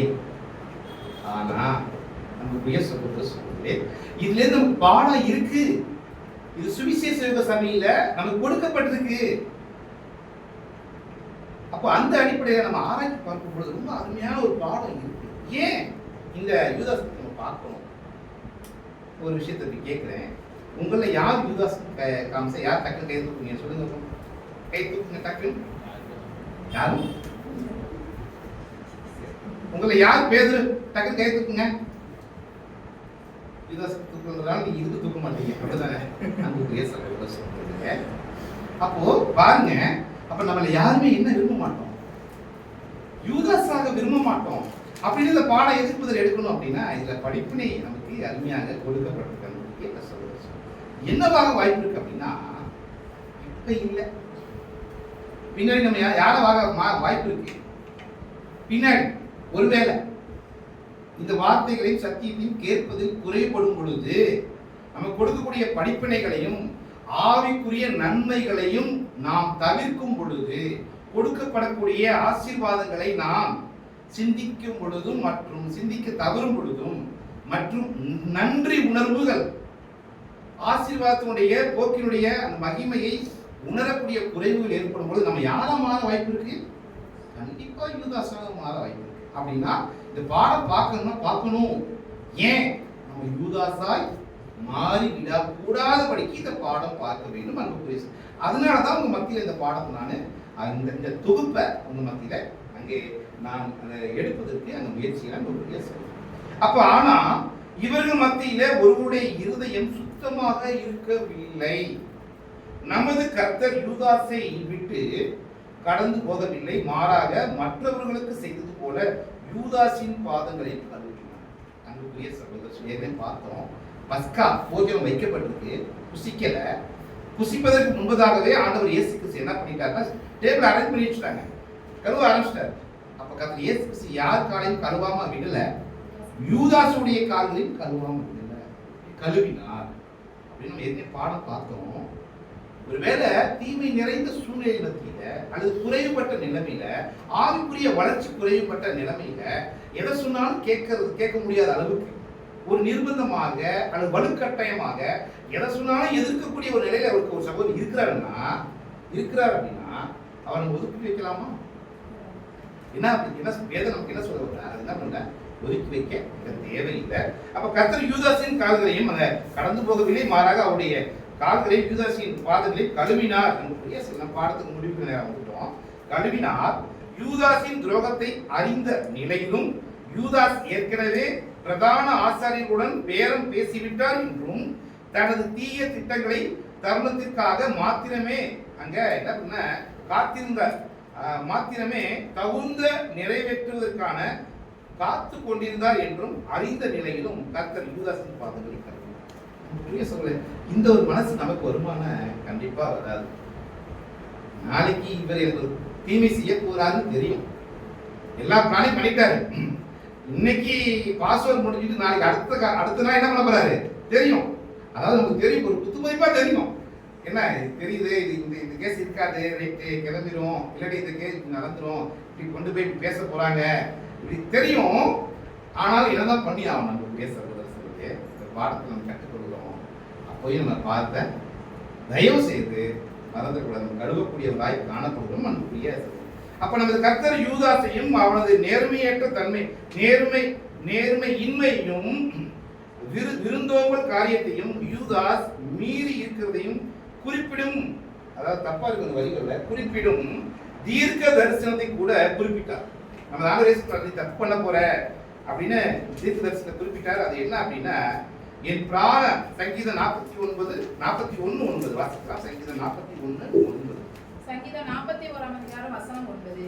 என் பிராண சிநேகிதனும் நான் நம்பினவனும் என் அப்பம் புசித்தவனும் ஆகிய மனுஷனும் என்மேல் தன் குதிகாலை தூக்கினான்.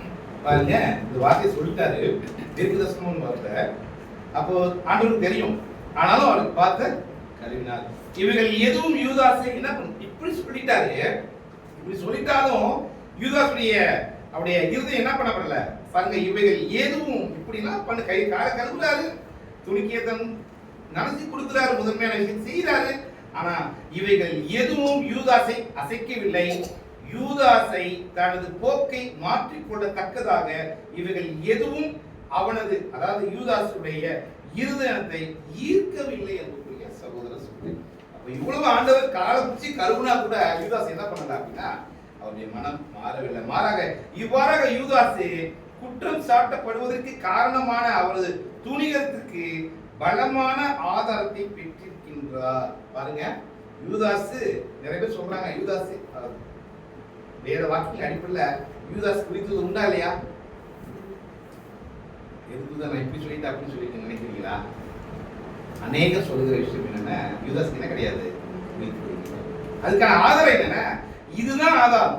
ஏன் அப்படி சொல்றாங்க அப்படின்னா, இவ்வளவு காலை பிடிச்சி கழுவி அவர் என்ன பண்ணல, அவரின் மனசு மாற. இவ்வாறு யூதாஸ் குற்றம் சாட்டப்படுவதற்கு காரணம் அவரது துணிகரத்திற்கு பலமான ஆதாரத்தை பெற்றிருக்கின்றோம். மற்றும் துணிகரத்துக்கான இந்த ஆதாரமானது யூதாசை என்ன சொன்னாரு, கேட்டின் மகன் கெட்டு போனானே ஒழிய என்று வாசிக்கலாம். யோவான் 17. யோவான் 17:12. நான் அவர்களுடனே கூட உலகத்தில் இருக்கையில் அவர்களை உம்முடைய நாமத்தினாலே காத்துக்கொண்டேன். நீர் எனக்கு தந்தவர்களை காத்து கொண்டு வந்தேன். வேத வாக்கியம் நிறைவேறத்தக்கதாக கேட்டின் மகன் கெட்டு போனானே அல்லாமல் அவர்களில் ஒருவனும் கெட்டு போகவில்லை. அப்ப நம்ம ஆண்டவர் இயேசு கிறிஸ்து கூட வச்சுக்கிட்டே கேட்டின் மகன் சொன்னார் இல்லைங்களா? அப்ப அதுக்கான காரணம் என்னன்னா, இவ்வளவு மோசமான ஒரு சூழ்நிலைக்குள்ள அவர் கடந்து போவார் என்பதை அவர் அறிந்திருக்கிறார். அதனாலதான் கேட்டின் மகன் என்ற பெயரையும் அவருக்கு சொன்னார். அப்ப யூதாசை கையாளும் விஷயத்துல நமது கர்த்தருடைய நடவடிக்கையானது, யூதாஸ் அப்படி செஞ்சதுல ஒரு சுவிசேஷம் வந்து ஒரு பெரிய பாடம் நமக்கு இருக்கு.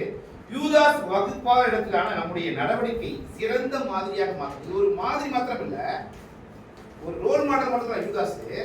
அதாவது கீழ்ப்படியாதவர்களுக்கு அவர் ஒரு மாதிரி மட்டும் அல்ல, இரண்டாம் மரணத்துடைய வகுப்பாருக்கு ஒரு மாதிரி என்று பார்க்கிறோம். மாதிரி மட்டும் அல்ல, இன்னுமாக கர்த்தர் தம்முடைய சீசர்களாகி உள்ள அனைவரிடத்திலும் கொண்டிருக்கும் நீடிய பொறுமை குறித்தும், சீசர்கள் எவரும் கெட்டு போய்விடாமல் மாறாக முடிந்த மட்டிலுமான அனைத்தையும் அவர்களுக்கு செய்து.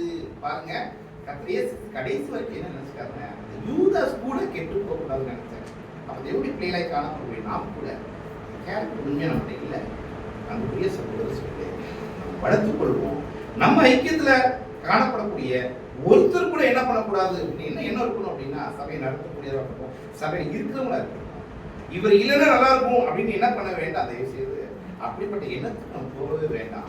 அப்போ இந்த அடிப்படையில் ஒரு யூதாசை பற்றி சகோதரர் பொழுது நம்ம ஆண்டவர் இயேசு கிறிஸ்து அவ்வளவு நீடிய பொறுமையா இருந்து சீசர்களில் எவரும் கெட்டு விடாமல் மாறாக முடிந்த மட்டிலும் அனைத்தையும் அவர்களுக்கு செய்து என்ன செய்யணும் சொல்லி ஆதாயப்படுத்த நினைத்தார். அவருடைய வழிகளில் உள்ள தவறுகளில் இருந்து அவர்கள் திரும்புவார்கள் என்ற நம்பிக்கையில் மீண்டும் மீண்டுமாக அவருடைய வழிகளில் உள்ள தவறுகளை அவர்களுடைய கவனத்துக்கு கொண்டு வருவதற்கு அவர் நாடுவது குறித்ததான பாடங்கள் காணப்படுகின்றது என்பதை நாம் கவனிக்கிறோம். அப்போ இது நமக்கு என்ன யூதாஸ்ல ஒரு பாடம் இருக்கு அப்படின்னா, நம்ம மத்தியில் ஒரு குறைவுபட்டவர்கள் ஞானத்திலோ சத்தியத்திலோ அல்லது குணலட்சத்தில் குறைபட்டது இருந்தா அவங்கள்ட்ட நம்ம என்ன பண்ணணும்னா, அந்த ஆண்டவர் இயேசு போல அன்பு காண்பித்து கூர்மானப்பட்டவர்களை ஆதாயப்படுத்துவதற்கான ஒரு எண்ணம் கொண்டவர்களாக நாம் காணப்பட வேண்டும் என்ற பாடத்தில் நம்ம பார்க்கிறோம். அது மாத்திரமல்ல, சத்தியத்தை பெற்றுக்கொண்டு சத்தியத்தினால் வரும் அனைத்து கிருபைகளையும் பெற்றுக்கொண்ட பிற்பாடும் தங்களுக்குள் சுயநலத்தின் ஆவியை உற்சாகப்படுத்தி வளர்ப்பவர்கள் மிகவும் கடினப்பட்டு போவதினால் போதகருடைய கண்டிப்புகளும் வேத வார்த்தைகளும் கூட இவர்களிடத்தில் நல்ல தாக்கத்தினை ஏற்படுத்துவதில்லை எனும் கருத்தை கூட இங்கே பார்க்கணும். அப்ப யூதாஸ்ட எவ்வளவுதான் ஆண்டவர் சொல்லிட்டாலும் நல்ல ஒரு ரிசல்ட் வரல. அது போலதான் இப்படிப்பட்ட சில நேரங்களில் சத்தியத்தை பெற்றுக்கொண்டவர்கள் மத்தியிலும் கூட சத்தியத்தினால் வரும் அனைத்து கிருபைகளும் பெற்றுக்கொண்ட பிற்பாடும் கூட அவங்க சுயநலத்தில் ஆவில அதை உற்சாகப்படுத்தி வளர்த்து கொள்ளும் பட்சத்துல அவங்க யூதாஸை போல மாறுவதற்கு அந்த வாய்ப்பு இருக்கு. ஆனா நமது ஆண்டவர் இயேசு கிறிஸ்து கடைசி வரைக்கும் யூதாஸ் கெட்டு போகக்கூடாது என்பதற்கான முயற்சியை செய்து போலதான் நாம் கூட இந்த வருடத்துடைய பஸ்காவை நமது ஆண்டவர் இயேசு கிறிஸ்து இது போல நாம் செய்யவும் வருகிற நாட்களிலும் ஒருவரையும் அவர் எழுந்து போகாதபடி அவர் காத்துக் கொண்டது போல நாம் கூட அப்படிப்பட்ட மனநிலையை வளர்த்து கூட தேவன் நமக்கு அனுப்பியுள்ளார். இது ஒருவேளை கர்த்தருடைய ஆவியானது இவர்களுடைய இருதயத்தில் சுயநலத்தின் ஆவிக்கு முழுமையாய் கீழ்ப்படுத்தி போய்விட்டால் மனம் திரும்புவதற்கு ஏதுவாய் சரியான பாதைக்கு திருப்புவதற்கு ஏதுவாய் இவர்களை மறுபடியும் புதுப்பிப்பது ஊடாக. ஒருவேளை நம்ம ஆரம்பத்திலே இவர் விட்டா அவர்கள் இப்படி ஒரு மோசமான ஒரு சூழ்நிலைக்கு யூதாஸ் பொறுப்பாக மாற வாய்ப்பு இருக்கு. வசனம் வாசிக்கலாம். எபிரேயர் 6ஆம் அதிகாரம் 6ஆம் வசனம். எபிரேயர் 6ஆம் அதிகாரம் 6ஆம் வசனம். மறுதலித்து போனவர்கள் தேவனுடைய குமாரனை தாங்களே மறுபடியும் சிலுவையில் அறைந்து அவமானப்படுத்துகிறபடியால் மனம் திரும்புவதற்கு ஏதுவாய் அவர்களை மறுபடியும் புதுப்பிக்கிறது கூடாத காரியம். ஆமனுடைய சகோதர சொல்றேன். மீண்டும் வந்துடலாம். எங்க இருக்கும் அப்படின்னா மேல் வீட்டு அறையில நமது ஆண்டவர் இயேசு கிறிஸ்து அந்த பஸ்காவை அடித்து புசிப்பதற்கு முன்பதாக அவர் எழுந்து சீலையை கட்டிக்கொண்டு தண்ணீர் பார்த்து அவருடைய பாதங்களை கழுவக்கூடிய காட்சியை பார்த்தோம். அந்த கழுவக்கூடிய காட்சியில பேதுருடைய மனநிலைமை எப்படி இருந்தது, யூதாசுடைய மனநிலைமை எப்படி இருந்தது, அதிலிருந்து நமது கர்த்தர் என்ன ஒரு பாடத்தை அவருக்கு கற்றுக் கொடுத்தார் என்பதை பார்த்தோம். அன்புக்குரிய சகோதர சகோதரே, நாம் யூதாஸ் வகுப்பாராய் காணப்படக்கூடாது. நாம் பேதுரு வகுப்பாராய் பலவீனமாக முந்திரிக்கொட்டை போல காணப்பட்டாலும் நாம பேதுரு அப்படியே ஒரு கலவையான ஒருவேளை ஸ்ட்ராங்கா இருப்பாரு. ஆனா சத்தியத்தை தப்புன்னு தெரிஞ்சதுக்கு அப்புறம் எப்படி அவர் மனம் கசந்து அவர் காட்டி கொடுத்தது காரியத்திற்கு மனம் கசந்து அழுகாரோ அவ்விதமாக நாம காணப்பட வேண்டும் என்று பாடத்துடைய நிறைய வசனம் வாசிக்க யோவான் 13:14 வசனம். யோவான் 13ஆம் அதிகாரம் வசனம் 13-14. நீங்கள் என்னை போதகர் என்றும் ஆண்டவர் என்றும் சொல்லுகிறீர்கள். நீங்கள் சொல்லுகிறது சரியே, நான் அவர்தான். ஆண்டவரும் போதகருமாகிய நானே உங்கள் கால்களை கழுவினதுண்டானால் நீங்களும் ஒருவருடைய கால்களை ஒருவர் கழுவ கடவீர்கள். ஆமாம் சகோதர சகோதரர்களே, யோவான் 13ஆம் அதிகாரம் 1ஆம் வசனம் வழியாக பஸ்கா பண்டிகைக்கு முன்னே இயேசு உலகத்தை பிதாவிற்கு போகும்படியான தம்முடைய வேலை வந்தென்று அறிந்து தாம் உலகத்தில் இருக்கிற தம்முடைய இடத்தில் அன்பு வைத்தபடியே முடிவு பரியந்தம் அவருக்கு அன்பு வைத்தார் என்று சொல்லப்பட்ட பிரகாரமாக மேல்விட்டறை சம்பவம் அவர் செய்து விட்ட பிற்பாடு அதற்கு பிற்பாடு தான் அவர் என்ன பண்றாரு அப்படின்னா தன்னுடைய இந்த மாடை வேலை மேலும் தம்முடைய தாம் அவர்களை விட்டு கடந்து போகும் இந்த இருக்கையில் அவரோடுக்குள்ள அந்த கடைசி மாலை வேலையில இந்த ஒரு பாடத்தின தாழ்மைக்கான ஒரு பாடத்தின அவர்கள் இருதயங்களை நிரம்பத்தக்கதாக காணப்படும் அளவிற்கு பதிய வைத்திட இயேசுனார். இப்படிதான் நமது ஆண்டவர் இயேசு கிறிஸ்து அவர் மத்தியில கடைசி தருணத்தை அருமையாக கடந்துட்டார். முடிவு வசனத்தை வாசிச்சு நம்ம கடந்து செல்லலாம். லூக்கா 22ஆம் அதிகாரம் 6ஆம் வசனம், லூக்கா 22ஆம் அதிகாரம் 19 மற்றும் 20 வசனங்களை வாசிக்கலாம். லூக்கா 22ஆம் அதிகாரம் வசனம் 19-20. பின்பு அவர் அப்பத்தை எடுத்து ஸ்தோத்திரம் பண்ணி அதை பிட்டு அவர்களுக்கு கொடுத்து, இது உங்களுக்காக கொடுக்கப்படுகிற என்னுடைய சரீரமாய் இருக்கிறது, என்னை நினைவு கூறும்படி இதை செய்யுங்கள் என்றார். போஜனம் பண்ணின பின்பு அவர் அந்தபடியே பாத்திரத்தையும் கொடுத்து, இந்த பாத்திரம் உங்களுக்காக சிந்தப்படுகிற என்னுடைய ரத்தத்தினாலாகிய புதிய உடன்படிக்கையா இருக்கிறது என்றார். ஆமாம் பிரிய சகோதரர்களே, சீசர்கள் மத்தியிலே அவர் சொன்னார், என்னை நினைவு கூறும்படி இந்த அப்பத்தை எடுத்து ராஜ்யத்தை என்னை நினைவு கூறும்படி இதை செய்யுங்கள். அதாவது நிழலான விடுதலையை நினைவு கூறும் வண்ணமாக இனிமேல் சொல்லத்தமான ஆட்டுக்குட்டியை கொள்ள வேண்டாம், மாறாக உண்மையான விடுதலைக்கு உண்மையாக கடந்து போவதற்கும் ஆதாரமாய் காணப்படும் என்னுடைய மாம்சத்திற்கும் ஜீவனுக்கும் அடையாளமாய் காணப்படும் அப்பத்தையும் ரசத்தையும் பயன்படுத்துங்கள். ஆகவே என்னையும் என்னுடைய வார்த்தைகளையும் ஏற்றுக்கொள்கிற யாவரும் இது முதற்கொண்டு என்னை நினைவு கூறும்படி இதை செய்யுங்கள் என்ற விதத்தில் இயேசுவின் வார்த்தை அந்த அருமையாக, அதனாலதான் அந்த ஆண்டவர் இயேசு கிறிஸ்து அங்க சீசர்கள் மத்தியிலே அங்க பொதுவான ஜனங்கள் மத்தியிலும் அந்த இயேசு சொன்னார். யோவான் 6:54, 55, 56 சொல்லும்போது, என் மாம்சத்தை புசித்து என் ரத்தத்தை பானம் பண்ணுகிறவனுக்கு அந்த நித்திய ஜீவன் உண்டு, நான் கடைசி நாளில் எழுப்புவேன் என்ற வார்த்தை, ஆழமான அர்த்தங்கள் மேல் வீட்டு அறையில சொல்லப்பட்ட அந்த அருமையான வார்த்தையினுடைய நோக்கமாக ஆமா புரிய சகோதரர்களே, இந்த அருமையான அர்த்தத்தின் அடிப்படையில் நம்ம ஆண்டவர் இயேசு கிறிஸ்து இது செய்யுங்கள் என்ற அடிப்படையில் சொன்னதுடைய நோக்கத்தை அருமையாக சகோதரர்கள் நம்பர் 1786 இருக்காது.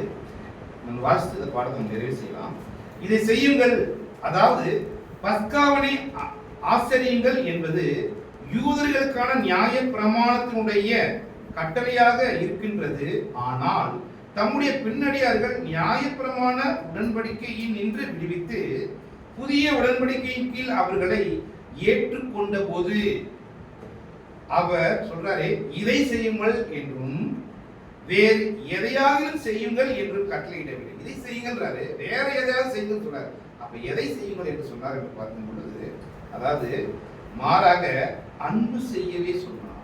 இதை செய்யுங்கள் என்று சொல்லும் பொழுது இந்த அப்பம் மற்றும் இந்த திராட்சை ரசத்துல என்ன இருக்கு, இதை செய்யுங்கள் என்று சொல்லும் பொழுது அதுக்குள்ள என்ன இருக்கு என்று சக சொல்லும் பொழுது சக சொல்றாரு, மாறாக இதுல என்ன இருக்குன்னா அன்பு செய்யவே நீங்கள் அவர் சொன்னார். இது புதிதான உடன்படிக்கையினுடைய நியாய பிரமாணத்தின் நிறைவேறுதலாக. ஏன் அப்படின்னா பாடத்தின் நிறைவு. ஏன் ஆண்டவர் சொன்ன இந்த அப்பத்துல யார் இருக்கா, இந்த அப்பத்துல என்ன இருக்கு, ஐக்கியம் இருக்கு. சபையாகிய நம்ம அனைவருடைய ஐக்கியம், அன்பு இருக்கு. அப்ப திராட்சை ரசத்துல கூட என்ன இருக்கு அப்படின்னா, நாம் அனைவரும் அநேகராக நாம் ஒரே திராட்சை புளியப்பட்டு அதனுடைய அடையாளங்கள் மறைக்கப்பட்டு அங்க ரசமாக காணப்பட்டுள்ளோம்.